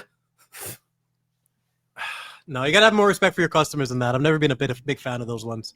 You Well, they gotta kind get the of- food out in the It's right like time. it's like an evening out. You're supposed to drink wine and do all this stupid shit. When Yeah, they distract you with all the bullshit. well, I know why fucking French people eat snails. The lazy bastards. It's the only thing they can catch. No, escargot's good, man. You've ever had it? No. I have no That's idea. what? What that is. No. Escargot. Snail. I thought that was someone's last name. No, escargot is the proper term for snails, and it actually tastes delicious. It's not snail is the proper term for snail. What is this? No, French no, nonsense? in terms of a delicacy, in terms of the delicacy, I'm pretty sure it's escargot. Well, yeah, because you Mm. wouldn't order it. It said dry snail. Yeah, you would say, "Can I get some snails, sir, please?" Like, no, they need to find some Trick you. fancy name to trick you. Because that's how my mom. She's like, "Oh, if she told me it was a snail, I told her to fuck off." But she said escargot, which sounds all fancy, so I remember eating it, and it tastes good. Didn't you feel betrayed that she tricked you? No, I'm down to eat. Just if I eat like dog or cat, like we're gonna have a fight, like definitely. But what if they called other it than something that- like Beau Tiffy Mange? Then no, fuck that. I'm not getting tricked into any of that shit. That would fucking kill me. I love animals. It's funny how we pick and choose though when it comes to our pets. Like I will eat a pig, a cow, no problem. But What cat about and dog, horse? those are sacred. You know, horse is one of my favorite animals, but I would eat one. I would try the meat. Why not? Hear they taste good. I'd like try duck. a dog. Duck is the most fucking greasy, overrated meat. Wait. Did I just? There's Hold a on. Did you just say you tried dog? My brain just like. No, I would try a dog. I think a cat's got nothing on it. My brother's been to Asia and he's tried one and he said it's not too bad. I just. Nah, I could. I don't wouldn't kill a dog. I wouldn't Nah. do it. But if I'm offered a plate of dog that's already dead, I would have a bite. I tried guinea pig in Peru. It honestly just tasted like chicken. Even crocodile. There's a lot of meats that just taste like chicken. It's like the default meat. flavor, Yeah. it feels like. Oh, I've drunk crocodile blood. It's quite What refreshing. the, okay, so eating dogs and slurping crocodiles like a vampire. What the fuck? What does that taste Well, like? What they do is they I was in Jamaica and it was up the fucking Black River. Hmm. And it's called the Black River because even though the river's clear, the ground is like just black, so you can't see anything. They kill a crocodile, they pour its blood into this jug, they fill it with like juice and water, and then you drink it. It's not too bad. See if it's like an actual delicacy and I see someone drinking in front of me and they don't keel over and die, then I'll try it. But there's certain things like cat and dog where I'm just like, nah, I don't ever want to even consume that, even for to taste test, you know? I'd taste it. I mean, like, if it's already dead, if I give you a dog leg and I go, listen, it's already dead, would you not take a bite out of it? It's a doggo though. I don't know. I go, That's listen, I disturbing. karate chopped him to death. It was a slow, brutal death. Well, that's the horrible thing about Asians. The entire race, I'll slander. Oh god, yeah. They think torturing the animal makes it more flavorful. Well, there's in the Philippines. There's I'm pretty sure there's fucking wild crazy. dogs. I'm pretty sure there is like wild dogs that people do eat. Wouldn't they call those wolves? No, they're actually like No, wild dogs. Yeah, wild No. dogs are a different thing. Yeah, Huh. a different thing completely. It's fucking Sometimes they're worse bizarre. than wolves because they wolves stay away from people. Dogs don't. Mm. I'd eat them as well. Fucking I'd take a Bone bite. Saw is ready. He said, "I love the, I love how the beans on toast Toast brigade Brigade. is lecturing us." That's actually a great title. Yeah. You put that on the shirt. Beans on toast brigade. To be honest, I don't like beans at all. You don't like beans? I don't remember if I read this one. Sorry, Pie Guy. I'm a UK butcher. This is hilarious. The randomness of this conversations tonight. I was gonna say, what do they think of your accent in Jamaica, Reaper? I think they just probably thought I was Irish or something. Well, Shit. they didn't really say anything. They probably just went, "Fucking, just give us a Oh, tip. I don't fuck. give a fuck where you're from." Yeah, it was fun. I jumped into a waterfall. That was fun. Hmm.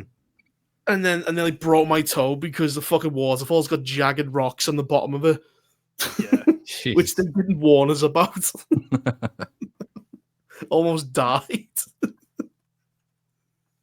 Pretty rough. Again, jerk food there is shit. They leave the bones in with the meat. So you bite it and you almost break your teeth because there's fucking bones in the meat. Some people do that because you're gonna get like flavor from the bones, but it's not You worth it. broken teeth. You're not getting enough of it. Like you ruin the whole meal if you stab into a bone at the beginning, right? Mm-hmm. Yeah. Well, that's they throw because in Jamaica they throw everything in it. So it's like fat, skin, everything, Mhm. boner. I've never been, but like I have a couple friends who've been there plenty of times. Oh, and A couple. I was in a hotel the week after I left. Two guys climbed into the same room I was in and slit a couple's throats who were drunk. They left the What? window open, so Jesus people Christ. died. Jesus So I Christ. just avoided the murder. Jesus Christ, man! It's You fucking don't leave your fucking window open. yeah. Definitely take advantage of the tourists in some places, and you don't go off if you're doing the vacation on site, like the actual whatever it's called, the vacation site that they put there. You don't go out into the city or get your house robbed that way. Well, one guy went. I know Frank Bruno. You know, the boxer. He used to live up here. I can take you to the lift. And I knew Frank Bruno was born in the UK, so he was obviously lying. He was just trying to get us into the taxi so he could fucking murder us 5 minutes down the road. Yeah, jeez, yeah. It's definitely a difficult place, man. I've heard a lot of horror stories. Fun though. Yes, Dave L. Resort. I couldn't get What- the word for some reason. Resort. Just could If not you get that avoid the word. murder, the death and murder, it's quite a fun place. Yeah, that's what I mean. It's hectic and dangerous, but super fun. That's pretty much the scope I got of Jamaica. Yeah. I'm still surprised that you got bad jerk chicken there. That's the place where it should be on point. Oh no, because jerk chicken sucks ass. That's why. No, it does not. It does Do not. you know Your why- palate do you sucks know why ass. it was invented? It was invented because we couldn't have fresh food on the boats for 70 days. So they burnt all the food so there's no moisture in it. It's not Ah. designed to be a cuisine. It's meant to be a rationed food. Poor summer child. Never Is have that- your is jerk It's the chicken. equivalent of spam, is what it is. No, It's- oh god. Jesus. How is it not? You've destroyed all the moisture out your food and you try and like season. That's why they all put sauces on it to get some moisture back in it. Bone Saw is ready. I'd happily eat crypto if some Asians cooked them. Yeah, Oh, fuck yeah. that dog. Fuck that. Yeah, there. You should Fuck have that just said dog. crypto. If I gave you a piece of him, I'd eat it. Fuck that dog. So annoying, man. Oh, Yeah. you know what? Actually, I forgot to mention this earlier. Compare crypto to Herbert's, the little robot, and how much more like restraint they had with Herbert in Fantastic Four, not just making him the forefront of everything, not making him come in to save the day. It's so fucking annoying what they did with Yeah. crypto. He just overshadowed Yeah. the whole movie where Herbert was like, he was fine. Had no problem with him whatsoever. It's cool. He's pretty neat. Yeah, it's fine. Didn't overstay his Yeah. welcome. Yeah, he does a shit job protecting Franklin, but then that's not really his fault. That's Since the they put him in the building with the fucking logo on it. yeah. Why would? Oh God, that movie got so stupid towards the end, man. Just the decision with the baby and like, oh, don't worry, this thing is bulletproof and radio proof and Galactus proof and everything proof. He'll be fine. Like, are you sure? Like, it just didn't look that thick to me. It's just strange, man. All the decisions they made towards that last 40 minutes, I just feel like they could have reshuffled the deck and had a better movie. Yeah, but like I said before, they've cut God knows how much time out of it. Like John Malkovich is completely gone. Fucking Reed Richards doesn't mess with science and alert Galactus. Like it could be like half an hour to like 40 minutes has been cut out. I remember I agree with Vex's comment though too of like, although it does feel like things were cut out, I think with the time frame that we had, we could have made it work. It's just there's so many scenes that are worthless, and we could have gotten a better version of the same scene that gave us more character, more backstory, better development for the plot, just little fixes along the way. Like even the line that was mentioned from the trailer would have been better in the film because it would have been a better way to justify Galactus. It's often the problem as well when you just go around cutting stuff out is that like, the rest of the scenes haven't been written with the pacing and the content required to be like that condensed. So like if you're writing scenes expecting say a 2.5 hour movie, then you think, well, I only need to put so much information in this scene because I've got another fucking 40 minutes to work with. Then when the movie gets cut down, all the scenes still are paced as though and give you the same amount of information as though it was all unraveling over a much longer period of time. But of course it can't. So when you end up getting much shallower and emptier characters that way because it's just not been structured with the newer, shorter time frame in mind. And I feel like Reed, they did a good job, not a great job. I think Sue was the worst part. They just did not do her any service in this. The Thing got nothing, but Johnny Storm is the weird one. It's just I feel like they didn't really know where to take his character. Is he going to be super smart? Is he going to be the ladies' man? And I feel like every scene he kind of switched. I wasn't really sure what they were doing with him. Like even him flirting with Silver Surfer. Like if they're going to make the Silver Surfer a girl specifically to have that dynamic with Johnny, they didn't really do much with it. Yeah, that was a pointless gender swap. Did fuck all. Nothing. Pointless. He should have came back with Silver on his mouth going, guys, she's agreed to help us. That would have been better. How'd you convince her? Don't worry about it. Just wiping it off. You could have done so much more with that. And they went to the effort of having him translate her language. Piece of dark food. That is true. Like it's like this has been a very tame cuisine style. Yeah, the woman isn't here, so now it's tame. It's just a strange. Vex brings the worst out of us. She's just a horrible.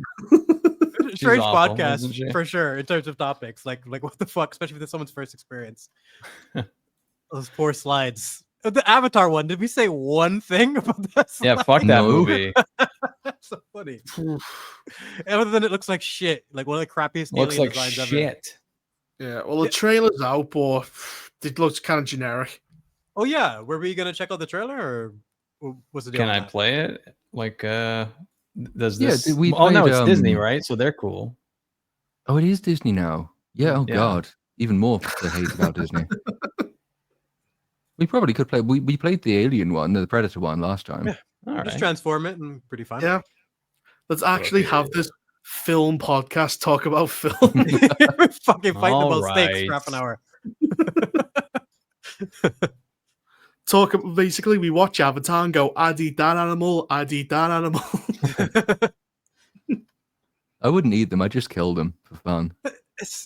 I just don't know how they make this much money and be this fucking empty. Like nobody remembers these movies, but they make all the dollars. Well, people thought like Avatar 2 won't recreate the money, and it fucking did. It was just as profitable as the first one. So there's no reason this one won't have like $3 billion either. Yeah, James Cameron he's made a deal with the devil or something. I don't know. I don't know how he does it. What is going on? Okay. The CGI at least is good, I suppose. That's all they got going for them. It better be good. Why do the islands float? Why? Yeah, we haven't even pressed start. I already have issues. What is this? They always have. And this it's is never Tears been of the explained. Kingdom, you guys. Oh, that's what it is.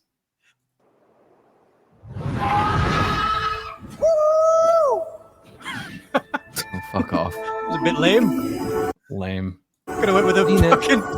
Seen it all. Seen this before. This is from the second film. Seen this before. This is from the second film. And the first film?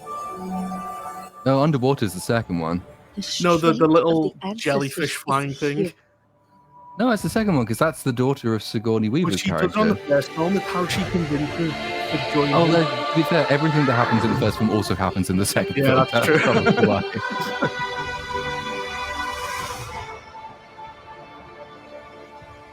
We're getting Oh, closer. Ash. We're getting to the ash. Yeah, Oh, we the don't- fire. It's funny how the first trailer has done what we thought it was going to do. It's like this. Remember when we did it and it was green? Remember when we did it and it was It's gonna be blue? red. Now it's going to be red. It's fire level. Bowser's Castle. Right. Here we go. And part 4 is the winter level, and it'll be white. Oh, will be as well. Not the fucking whale again. Enough.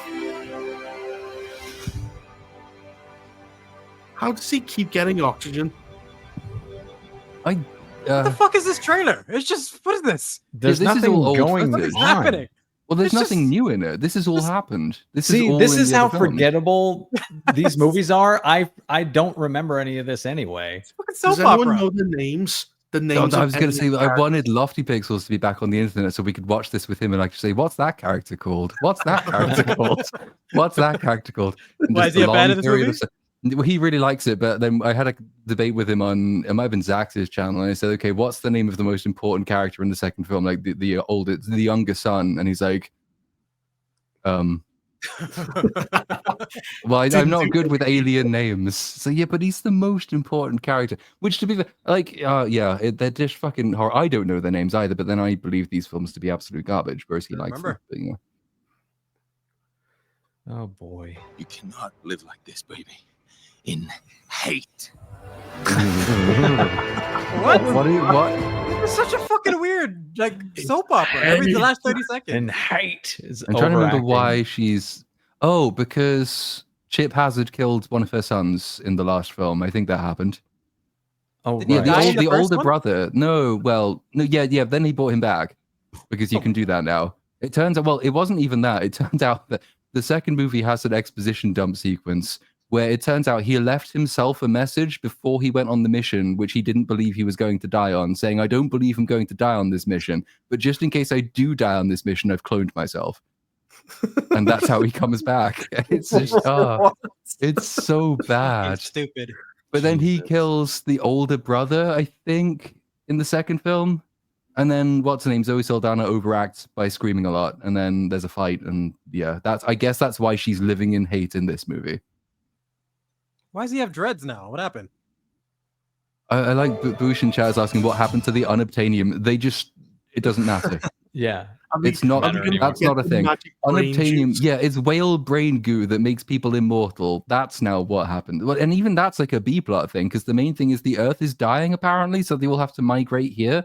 But rather than just burning the horrible space hippies from orbit, they have to land and do it slowly, which is stupid. If there is something you can do, then you must do it. Riveting dialogue. Oh my god. That's all they had. What the fuck Oh. are you? He's What the evil fuck one. are you? They're red, so they're evil. They have More. fire powers. They are from Avatar: The Last Fire Bender. fingers. Oh my god. We're bending fire, folks. No, Spider. Also, the music here doesn't feel like it even belongs to the trailer. It's just Yeah. this. Generic. The amount of money. I know. Jesus Christ. Oh, man. what? Where are we now? The underworld? This trailer is like King Kong impossible versus to track. Godzilla now. Ugh. Yep.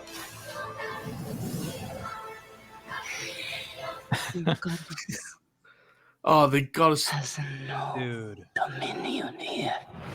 Oh no, they're atheists. Wow. That makes them evil, even worse. Fiery atheists.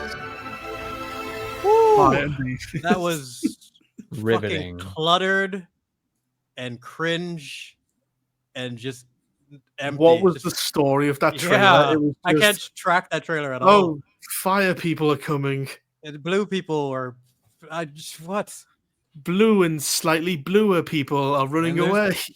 Fire on their Blue fingers. people with red painted on their heads. Yes, compare this to 28 years later trailer, where as random as it was, you still kind of got a narrative of some kind that got you interested enough in the movie. Where this is like, the fuck am I even looking at? Some weird soap opera with blue people. That was fucking atrocious. Right. Yeah. It's actually emptier than I was expecting, which is saying something because I always expect Avatar things to be empty. But Jesus, yeah. I thought it'd So at the- least be easier to follow than that. I feel like I know less about Avatar after watching Well, that. there's nothing to follow in it, really, is there? It's just like, remember colors, more colors. Mm-hmm. Something about hate. Don't be hateful. Evil is bad. Ah, Yeah, it's gonna make $1 billion easy. Ah. It's so weird because it leaves no cultural impact. Nobody quotes Nothing. everyone forgets the movie the second you leave the theater. they do. Well, it- I'm just saying, I'm not actually convinced the audience. I've said this, but I don't think the audience is real. Like I know about dead internet theory, but like I reckon Disney Dead just theater does. It's a theory. massive tax avoidance scam. What happens is they buy all the tickets and they write them off as business expenses, and all the theaters are empty, but it makes seemingly $1 billion, and it's just Disney paying itself money. To make that much money, that requires multiple people going repeatedly to the cinema. Yeah. And yet these people can't tell you the fucking movie they watched that they've seen several times. Yeah. There was a weird thing after the first movie where there were like a bunch of news articles coming out saying like, oh, people are feeling suicidal because they had to leave Pandora. Take What? acid. It's more fun. Jesus Christ, man. Fragile individuals watching these films. It's just, I don't know. It's so fake. It's like, oh, Pandora, it's just flying islands that we've seen fucking inexplicably. And he never, what is it? The first one was flying, so that's air. The second one was water. This one's fire. Are they going to do earth avatars? Snow. But there's brown rock people. You've still got snow, Snow, and you've sand, still got. the Because desert. you could also make the argument the first one was like grass and jungle more than air because it was all in the forest and the tree was the big sacred thing. Where in the second film it was a whale. So in this one, I bet you it's going to be a volcano. The volcano will be sacred, which means we've still got the sky and it'll be a big bird that's sacred. I'm going to bookmark this for when I'm proven right in about 10 years' time. So it's like the same movie just repeated, but they just changed the elements and the setting. So what's the magic thing? The first one Belrog. was unobtainium. The second was Balrog. brain juice. Yeah, it brain is. goo. This one, Balrog. ooh, it'll be It'd like be like the eternal fire of something, and it's like it stops. It cures erectile dysfunction, and that's this one. If there's a Balrog in this movie, I'll watch it. That'll be fun. It'll be like something that lets them breathe without those stupid masks because that guy's mask fails. It'll be something retarded like an air filter. Oh yeah, they breathe ash, and this allows us to breathe ash. Normal. I barely even remember the first one. Never bothered with the second one. I can't believe they're still going to this point. James Cameron has dedicated a big chunk of his life to this average bitch, like super average series. I just think of all the things he could have made if Avatar was never a thing. He doesn't give a fuck anymore. No. And that's the thing, because won you say his what he Oscar, could that's have made if he wasn't making Avatar, but then that means he could be ruining more Terminator films. So in a way, we should be thankful. True. But what if we got, instead of Avatar, we got like at least one or two more great films from him potentially to add to his legacy? It's possible. That would be Well, could nice. he? What's actually the best example of an iconic director who had like a stint of shit movies making a big comeback? Ridley Scott destroyed us, but he never made a comeback. The Martian might be a reference for that. A lot of people say that because that was a good Ridley Scott movie in the midst of his shit ones. But then he made Gladiator 2. Yeah. So Martian he went almost back feels now. more like his mid period. It's like that's not like the complete death of Ridley Scott because that comes afterwards. Interesting. I'm trying to think if there have been any major comeback stories for directors. There's got to be one because you only hear about the rise and fall. You never really hear about the comeback. You hear it Well, for like, celebrities, Bebop. like RDJ is a good example for that, but for directors, not that much. Well, directors will come back and do one good film and then immediately torpedo it. Like M. Night Shyamalan did Split, then he did Glass. So you can come back and do one, and then immediately they'll fuck it up. Unless you're Francis Ford Coppola, then you make Megalopolis, and people go, "What the fuck was that?" That was the worst movie of last year. I had no idea. That movie is so fucking bad. Platoon, did you ever watch that? I still never got around to seeing it, and I still want I really like your opinion on that. Yeah, once I've got Superman and Jurassic World and Fantastic Four out of the way, I will take a Yeah. look at Megalopolis. Okay. Megalopolis? I've never heard of this. It's an abomination. You'll have to bootleg it because it's not even available on digital. That bad? Mhm. It was his got passion willowed? project. Like he'd been trying to make it since like the late 1970s or whenever. And he funded it himself. He sold his vineyard to like raise hundreds of millions of dollars. He got a whole bunch of really quite well-known famous people in it, like Adam Driver, I think is the lead, isn't he? And Gus from Breaking Bad. yeah, Gus Fring is he's in everything. but he's in Giancarlo that too. Esposito? Yeah. That's it. John Voight is one of the characters. Yeah, he plays Cicero. Yeah, Aubrey Plaza. Oh, yeah, they're Rome. all named after Romans because unless they're like Aubrey Plaza's character is named Wow Platinum because subtlety be fucked. Everybody else is Roman, right? And then it's supposed to be like, I mean, I don't know why I'm describing. I haven't seen the goddamn movie, but isn't it supposed to be like this is how we build out of a fractious world? We make something utopian or something. It starts off like that, and then it becomes basically like a big trauma dump of all his insecurities and all these fucking weird ideas.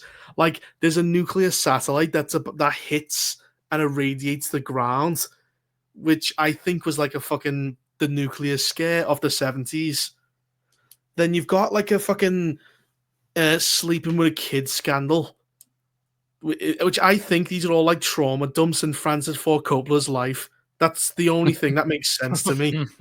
Because all the scenarios he's been through, he's had sexual assault allegations, he lived through the Cold War, he's made a piece of shit movie, which is what Megalopolis is. It doesn't even make any sense. He makes like a giant weird park at the end, and that's supposed to be the salvation of civilization. Some shitty Art Deco park. He also makes a giant dick like a plot point. Oh god! Then he like has MAGA supporters in it, but they Oh, don't yeah. do anything. Yeah, It's it's like insane. a bunch of random shit. The problem is either Platoon will have a great analysis, or he'll just go, "I don't know. This guy's fucked." It'll be one or the other. Yeah, fucking Shia LaBeouf plays like a transsexual. He's still acting. Yeah, It's weird. It's a weird movie. yeah. It's a bunch of just fucking random shit from him. Inexplicable is the best way to describe it. And this is Oh, from he last stopped year? time. Yeah, last year. He stopped timing it as well. Megalopolis. Oh. He's just walking on floating clocks in the sky. That just sounds like he's just tripping balls the entire time. He's like this incredible creator and inventor, but all you ever see him do is create shitty CGI escalators. It's so fucking stupid and generic. Like his view of the future, his utopia is just like shitty CGI escalators spanning a city. And the That's city's the, open. I'm not exaggerating. Like that's what it is visually. It's what it is. That's how it ends. They all have to get on. Carlo Esposito's character has to get on the escalator. Yeah, and that's his big arc is he accepts the guy by like him stepping on the escalator is him accepting him, you know. But it's like he asks some basic questions like, we shouldn't spend billions of dollars on the stupid fucking escalators. park you're making on escalators. We should put it in like, I don't know, garbage collection, some cleaning up the city. I'm looking it up now, and everything about it looks like, backing up what you're saying, looks like shit. Just from the ratings to the comments, someone says it's a windy, overstuffed, frequently baffling, and way too talky. Like pretty much. Yeah. Yeah. It's a fucking awful movie. Generally, it's one of the worst movies I've seen. But what about good recommendations? Because I've heard things from F1. That's the only movie I've heard people talk good things about this year. I'm surprised that's doing so well. It's reached 500 million in the box office, Oh wow. Wow. which I thought that film So would it broke burn out. even. but- Yeah, like because what was it, like 300, 200 million? I think it was 200 million budget, and then with the marketing probably being 100. Well, I don't know. Maybe lower than that. I still have to check out Warfare, and I know that movie Weapons is coming out. Those are two that piqued my Yeah. interest. And what was I gonna ask? Fuck. Can't remember. Dude, you need to see the movie Hurry Up Tomorrow. It's worse than Megalopolis. Oh, I thought we were doing good suggestions. Another shit one. Another crap movie. Oh Well, wait, that's the weekend is in it. What the fuck? Okay, no. So bad. No. I might have to watch it just to see how bad his acting is. Oh God. God. I think Yeah. Eminem in 8 Mile did a great job, but other than that, musicians going into acting just usually doesn't work. Well, he's basically playing himself. That's why. Yeah, So- the movie is a total, like, he's a complete fucking narcissist in real life, clearly. The movie's just about him, and he thinks he's a fucking genius. Well, to be Why- fair, did he write it or is he a producer on it? I think he had a hand in both, actually. I would assume he had some hand in it, but like, it's Well, just isolating his acting alone. It's better than Beyonce in the fucking third Austin Powers. He didn't write it, but it's clearly based on his life. Hmm. But like, why? Yeah, I mean, he helped write it, he helped produce it, and he Oh, started did it. he? Okay. Yeah. Well, it's better than Get Rich and Die Trying. 50 Cent tried the same thing a few years later, and it was shit. It's so wildly self-indulgent, man. It's Mhm. fucking pathetic when you watch it. What? Get Rich or Die Trying or 8 Mile? Oh, sorry. No, Hurry Up Tomorrow. Oh, I was okay. like just reading about it while you were going on, and I'm still on this shit. No, that this looks terrible. What is Hurry Up Tomorrow? It's a psychological thriller film directed by blah blah blah. Who gives a fuck? It serves as a companion piece to The Weeknd's album of the same name, and he plays a fictionalized version of himself along with Jenna Ortega, who's really losing credibility in my eyes because holy fuck is she terrible in this movie. Is she? In the movie, he struggles with depression and insomnia, gets pulled into an existential odyssey by a mysterious fan who would be Ortega.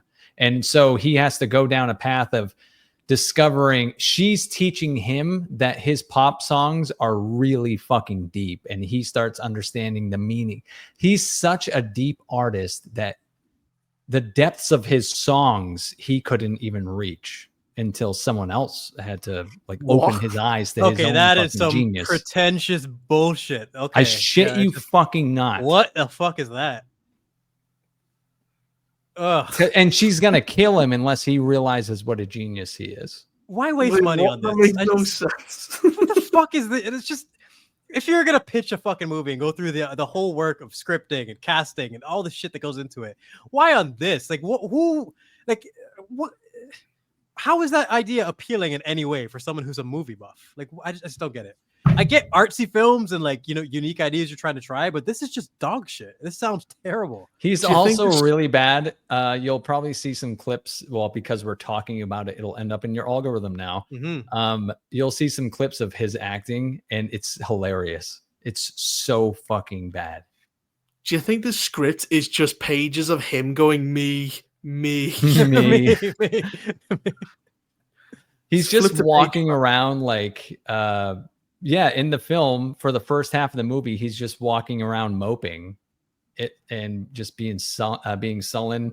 And then at the concert, for whatever reason, he sees this person who's there to kidnap him in the crowd. Like they lock eyes because of course they do. And then they go out on a date. And he has a really good time. And during this date, he wears like this clear facial mask. So it's like because he's famous, so he has to hide in public because no one would be like, who the fuck is this creep?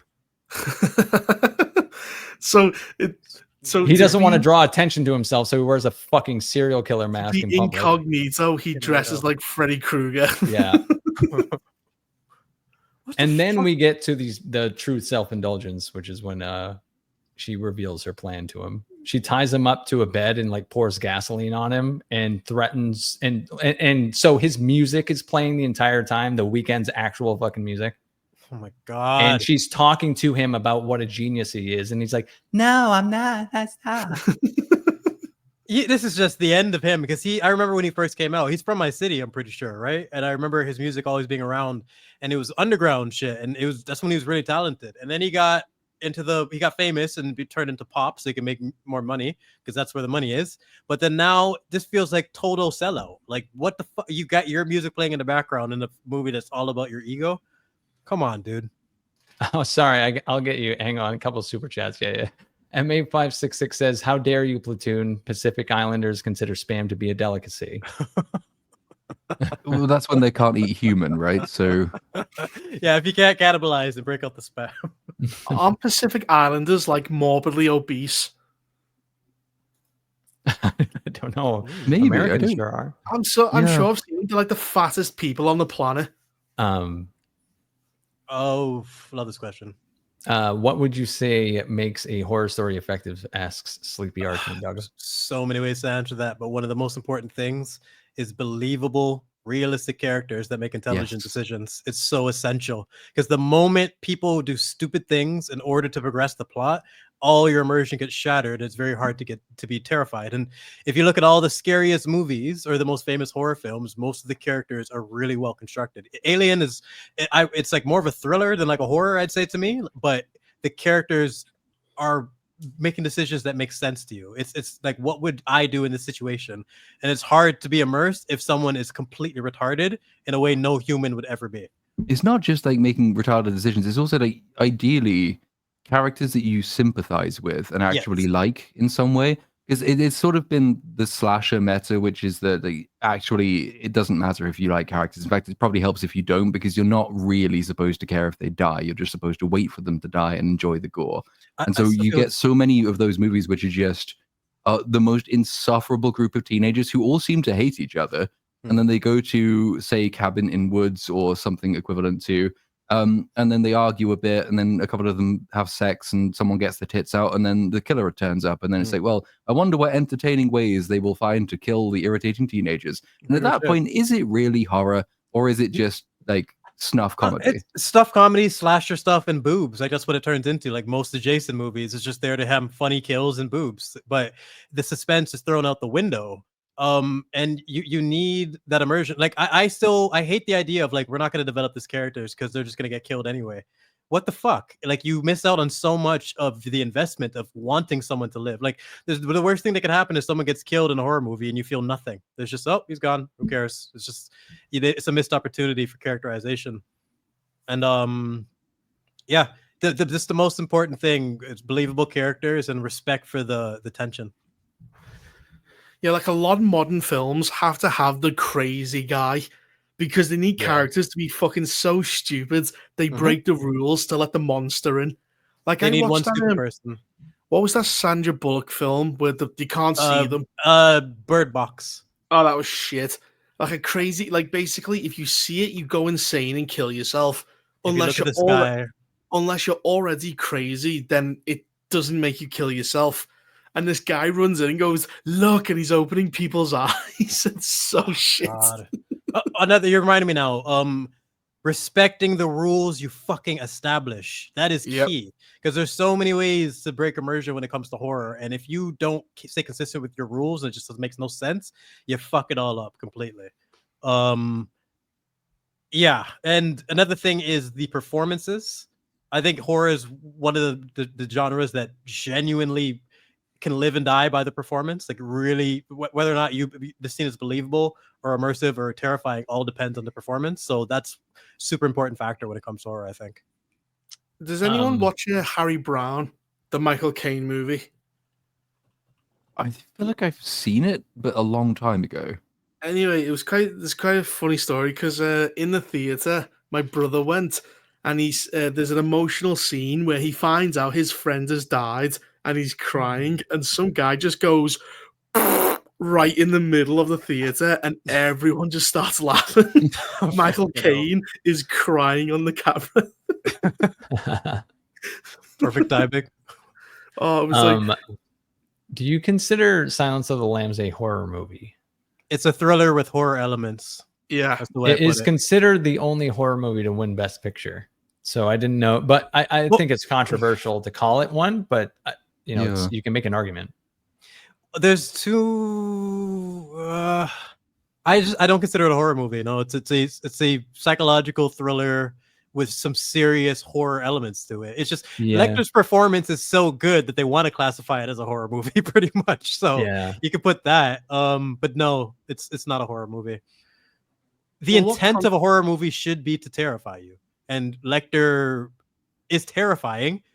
But the goal of the purpose of his character isn't just to scare you. Well, Buffalo Bill is quite funny as well. Mhm. He puts his knob between his legs. You know, that's how he got the role, like doing that whole performance, like showing them. He's like doing the whole nut between the legs and pretty much doing that entire thing during the casting. That's how he got the job. He just I like the way committed. they didn't ask him. He just did it.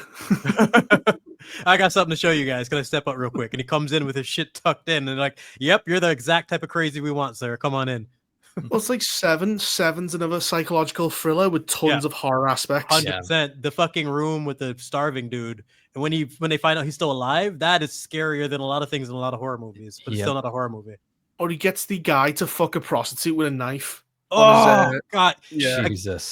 Another example of performances being essential. That guy's performance was great. It could have been cringe if he fucked it up, but he looked traumatized and terrified. It was good. And I even reference Shelob with Frodo's one of my favorite jump scares. Doesn't make it a horror movie. It's just got a horror element that was well done. It is funny, the whole "what's in the box" as his wife said. What would you say? Not specifically your favorite horror movie because of anything, but like a horror movie that you genuinely find scary. Not just you enjoy the writing or you enjoy the concept. Like I don't know. I don't find any horror movies scary anymore. No. But I think I used to find The Shining scary. oh God, I never. Is it liked just movie. like the music and the noise? Yeah, Never been a fan of that There's a movie. lot of tension. If you like get high and lay back and sink into the movie, it Have you really draws you seen- in. Have you seen Lake Mungo? No. That is one of the horror movies that I recommend to horror fans for sure, because you might actually get some chills out of it based on how it's structured. It feels like a documentary about a family whose daughter committed suicide, and it looks real. Like if you skip the beginning, you would think you're watching a documentary. And the way they structure it is actually very, very, very creeper. But again, it's all down to immersion. You have to have the performances and a premise that you almost think is real. So Lake Mungo is definitely a one to check out and see if it does anything for you. The original Texas Chainsaw Massacre has like a boss. The first time he kills him, where he stumbles forwards and he just twats him in the head. That was like a boss jump scare.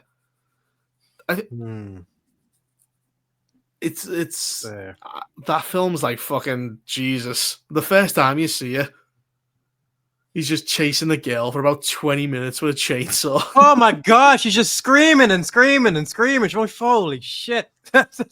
But then Oh, in the man. later movies, he's like teleporting. He's hiding in a car with a chainsaw, and she doesn't hear it going behind her. Yeah, he just jump scared them. I specifically remember my cousin tapping out of the movie at that exact scene because it just got stupid.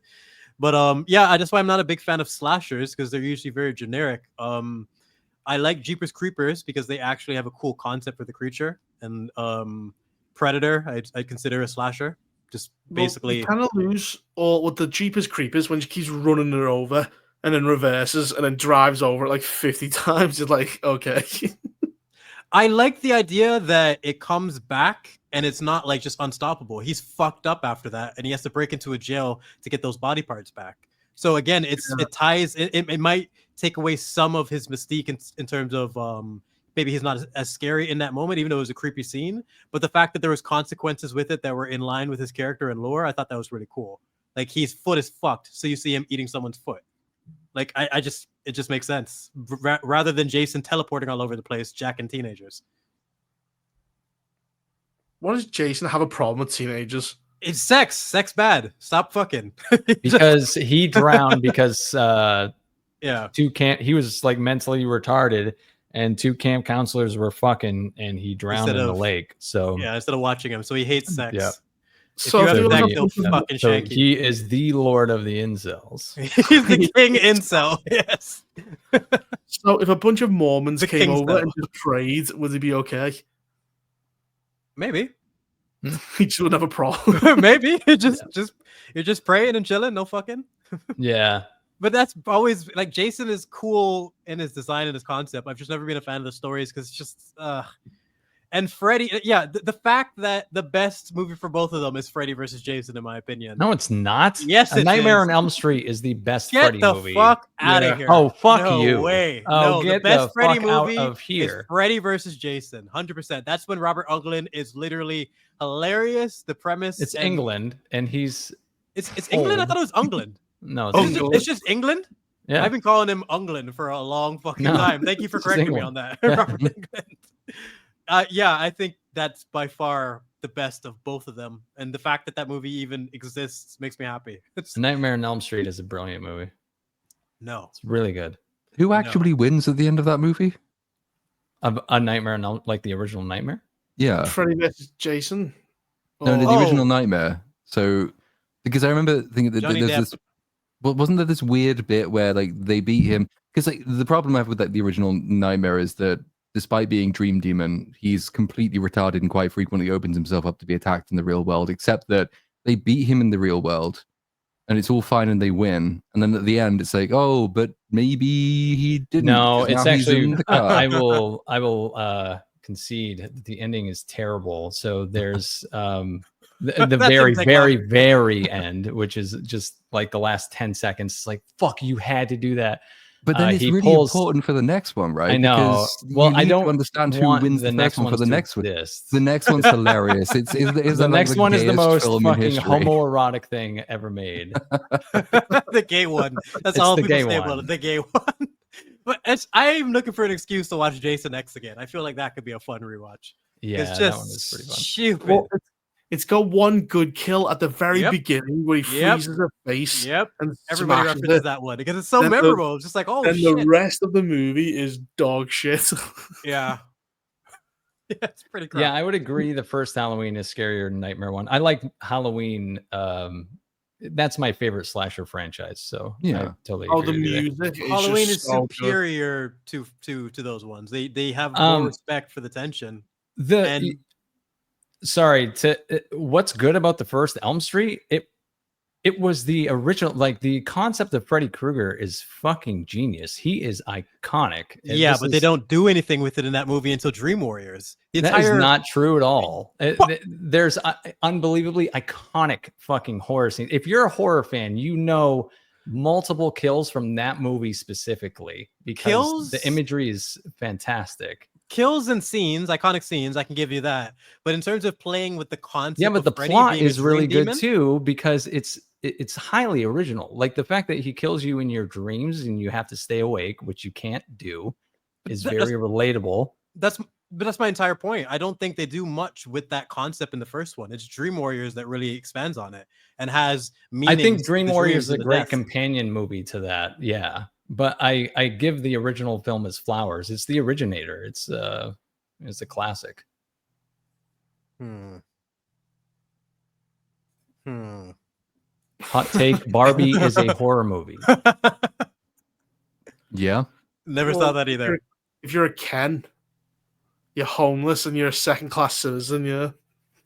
Didn't fucking Ken win the Oscar for that and like no one else or something? Did Yeah, 'cause he? they He had got to- nominated. He got nominated for like best song, wasn't it? I think. Supporting actor or song? I can't Or remember. best But supporting it, maybe both even. I'm not sure. And I It's can tell you, weird because- being a man in the cinema watching Barbie was a horror movie. Like I'm pretty sure I was the only one there who wasn't ovulating. It's weird because Ken was supposed to be a critique, but he ended up becoming a symbol for men everywhere. I find that so funny, man. And Ryan Gosling, I just like him in general. He's a cool dude. Well, he's been really good at picking films, He's managed his career very well. and he never just goes fuck the fans, which seems to be fucking impossible for most people. He's been around since he was a teenager, like Breaker High and Young Hercules. He's been around for a long time, even before that with the Disney Club with Brittany and Justin and shit. But the fact that he's never had any major dramas, he's just kept his head clean and is like, yeah, I respect that. He's been around so long. He's been around long enough to fuck up, but he just never seems to. This is where he's got like bodies in the closet. He's fucking killed kids or something. That's what I'm saying. I just jinxed it. It's like Keanu Reeves, where he's too nice. You go, what have you actually done? There's something behind that. This veneer of niceness. I hope he's as nice as everyone says he is. He gave away loads of his money to the Matrix staff. Isn't it true that he had like a wife and son that he lost years ago or something? Yeah, that'll turn you into a chill person having that in your history, man. Imagine you must be really chill after your family died. No, you know what I mean. I'm just a chill guy. To survive something like that, you have to really have a different perspective on life, and it's just that's probably why he comes across so humble. That type of thing. There's got to be some evil to him. There's just nobody's that good. He's murdered someone. He's fucking touched the kid. He's done something. Don't fucking jinx him, Reaper. Why you need Keanu to be a rapist? Why can't he just be a nice guy? The thing is, though, he's so nice. Everyone overlooks his terrible acting. I have to constantly reference this, but he can act. They just never give him anything. Yeah, no, he acted in The Gift. He did it once. I will defend it forever. He did it once. He played an abusive husband. And he was great at it because you never get to see him this toxic side to him. He was a fucking prick meathead, like hillbilly dude, and he was great. He didn't have a lot of scenes, but he carried them. Yeah, but then you get fucking dude, yo, you get all the fucking bro dude shit. Keanu and carrying a scene are two things that have never been in the same sentence. It's the only movie I can reference, but I feel like I'm the one person like I have to always fucking defend him. He can act. He is only tolerated because he's a really, really nice guy. And Hollywood is full of such pieces of shit that being a nice guy qualifies you to a role. I do appreciate, even from The Matrix, I remember I liked him immediately when I saw he was doing his own stunts, like actually learning the martial arts, and I saw him taking ice baths and shit. Like, you immediately get a pass in my book. Well, it's like for sure. The commitment's unreal. He's just a bad actor. He wants to be good. It's like Hayden Christensen. He can do the lightsaber moves good, but he can't fucking act. Do you think it was direction, or he's just a terrible actor? What other movies has he done besides Jumper? Looper or whatever it was? I don't know. Looper. No, he was in something where he played a New York Times journalist who, what the fuck is that movie called? Something Glass. Like the guy made up a bunch of stories or something typical for the New York Times, but like he can't act in that either, which is bad because it's a character-led film. I just don't think he's very good. He's even bad as Shadow. Oh Jesus! It's just him, and you can hear him acting through. I don't know. He's not even on the fucking screen, and you can see it. What about Constantine? I thought he did okay in Constantine. No. Wait, who are we talking about now? I thought we were talking about Hayden Christensen. Oh, okay. Keanu Reeves. You know what was really painful? Matrix Reloaded scenes when it was him and Trinity. No, not just Trinity. Morpheus. The architect.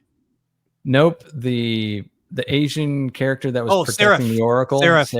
Yeah. Seraph. That was painful to hear those two exchange dialogue. Holy fuck. The worst actors. That was so bad, dude. I had to make sure you are the one. You could have just asked. But first I must apologize. Apologize for what? Apologize for what? I forgot how shit he was. Right. I like the way he's on par with an elderly Asian man. You do not really know someone until you fight them. You fight them. I remember that fucking line. So shit. It's you know who is great though? The Oracle. Both versions. I prefer the first one, but both. I think versions. the third movie, Second Oracle, was not good. I didn't like her very much. Third movie, Second Oracle. Hard act to follow, though. Yeah, I mean, yeah. The first one nailed Yeah, it. the first one's so good. Yeah, it's like if you watch Fresh Prince, like replacing Aunt Viv, you can't replace the black one. Like she already fucking nailed that character, and nobody remembers the second one. So I kind of pieced them in my mind like that.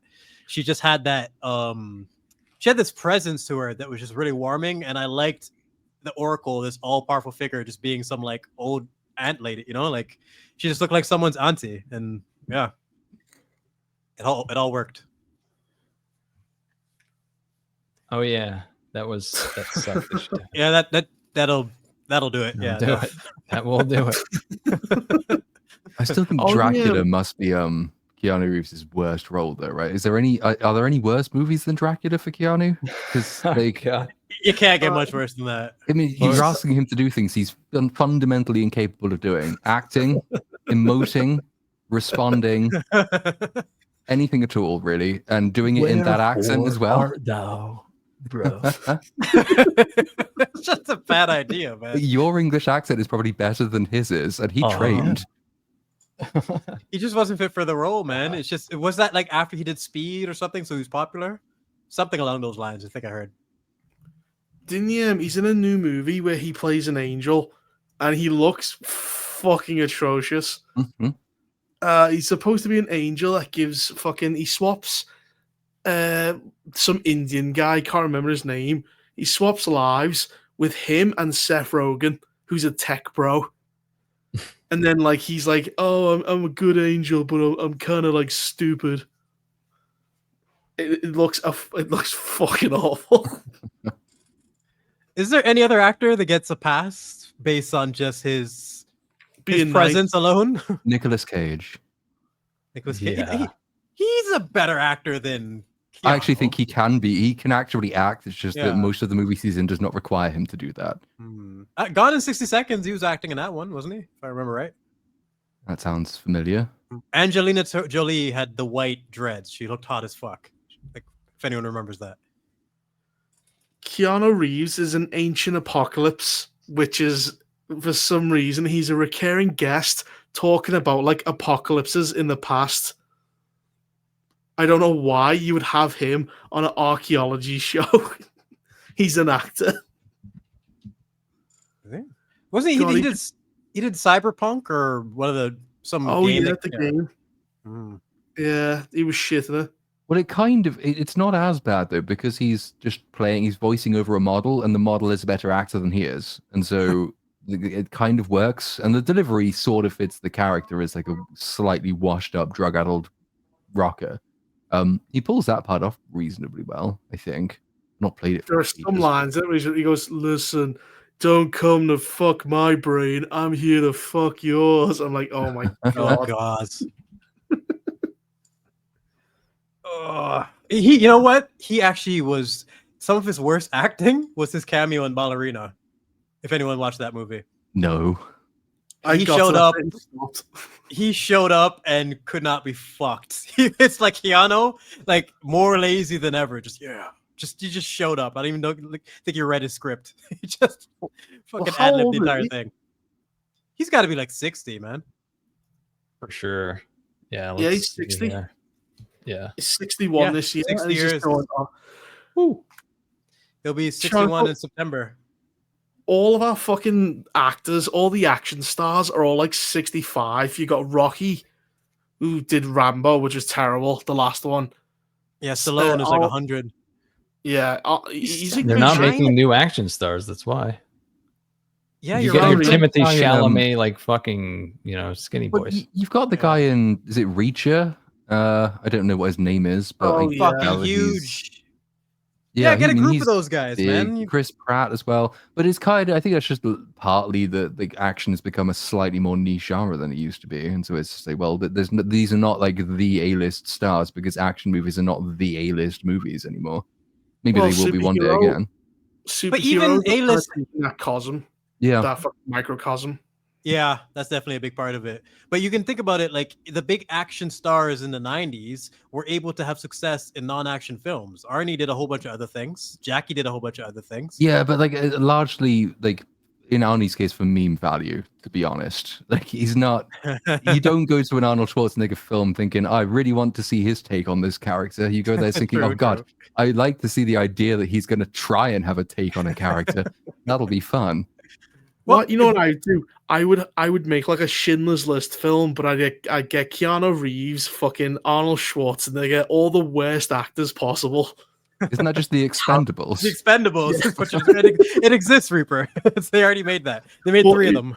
I would try and have them like a serious character drama. That would be like amazing. That would be really funny. Because Just didn't the Lethal? inability No, what to was act. it? The Last Action Hero did like Arnold Schwarzenegger's take on. Is it Hamlet? Which is very funny because it is just my it's God. Hamlet, but with like Schwarzenegger cliche stuff in To them. be or not to be. And he goes, not to be, and the thing explodes behind him. What would you say is Stallone's best performance then, if you had to pick one? Or no, not Stallone. Sorry. Arnie. I don't know how. True my brain Lies. betrayed me. Is that the one with the stripper scene? Yeah. That's all I remember. He's all I remember genuinely too. funny in that movie. So, expanding his Yeah. range. But he's Well, he's genuinely funny just by existing. That's yeah, the he's thing. funny in Yeah. every movie. I mean, he's Can't fault him for genuinely that. good in T2. In T2, he's got the thing down. I think he's Yeah. better in T2 than T1. He actually learns how to be more believably robotic. And then Actually, he can do sort of human juxtaposition. Because the more robotic you make him generally, the less human he has to pretend to be, which is helpful. Because Thank you, Platoon. I was gonna say he's extremely underrated in T2. He doesn't get enough credit for it.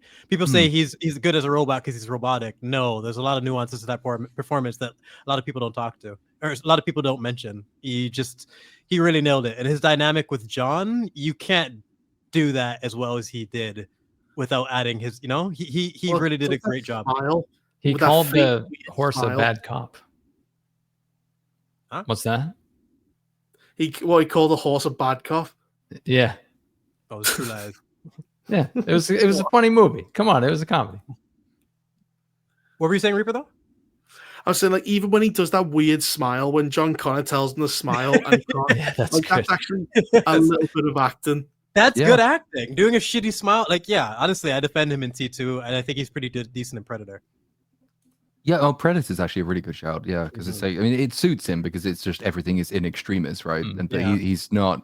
It doesn't have to be very deep or complicated. This is or nuanced. He bullshit. does it All I of love- it. I love the composure of his character, and I just like him being rational and like, why is she bleeding? Why didn't they kill her? Why is it like he's just thinking clearly, and I just really like him in that role as a leader. He did a great job. Yeah, I mean, I actually think he could have still a more successful career at his current age if he were not asked to play, especially like effervescent actors. But if he was asked to play quite sort of muted, relatively wise, stoic old men, I think he could still be quite good. But no one's going to give him those roles because everyone just kind of memes about Arnie, which is a shame. But there we are. Well, can you imagine him giving wise advice, but going, listen, you must look on the inside. But then it's what I'm thinking, like you look at him in interviews, like he did the one. Was he on The View recently, shocking them by talking about the Yeah. American dream as though it was a good thing? So if you just ask him to play basically that himself in an Yeah. interview, I think he could be quite compelling because he's still got the look. He's striking to look at, And he's passionate. He's very passionate. and he's passionate. That's what And you're talking about. the You're right. problem is when you ask him to be somebody else, that's when his brain just completely fucks itself. So That's just tell him, just pretend you're being interviewed by Joy Reid, and you'll be fine. Everyone's that's a great Joy point. Reid. Is the Phobos, for fuck's sake, it's Little Buddha by a landslide. Huh? I have not seen Little Buddha. I Let's assume Um, it's a movie. Bonesaw is ready. I've got a different take on Arnie. He's bad with lines, but his physical acting is very underrated, in my opinion. That could be true. Well, a lot of his physical acting was just him holding the gun in a way that accentuates his biceps. So like, it's just Especially in Predator, I remember. Yeah, Predator. You wouldn't hold a gun like that, but I see what you're doing there, pal. Fucking Jack. It's fucking hilarious. Mm-hmm. Well, I need to go eat because I need to start work. Great. I need to sleep. All right. Oh, all of the above. Cha. Well, I suppose we will call it for the evening. Jesus, that For was the well day. over 5 hours. It's great. It's fucking EFAP over here. Yeah. I look forward to Mondays now. Yeah. Shit. It's been one of the most funny scheduled parts of my week right now. This summer has been wild.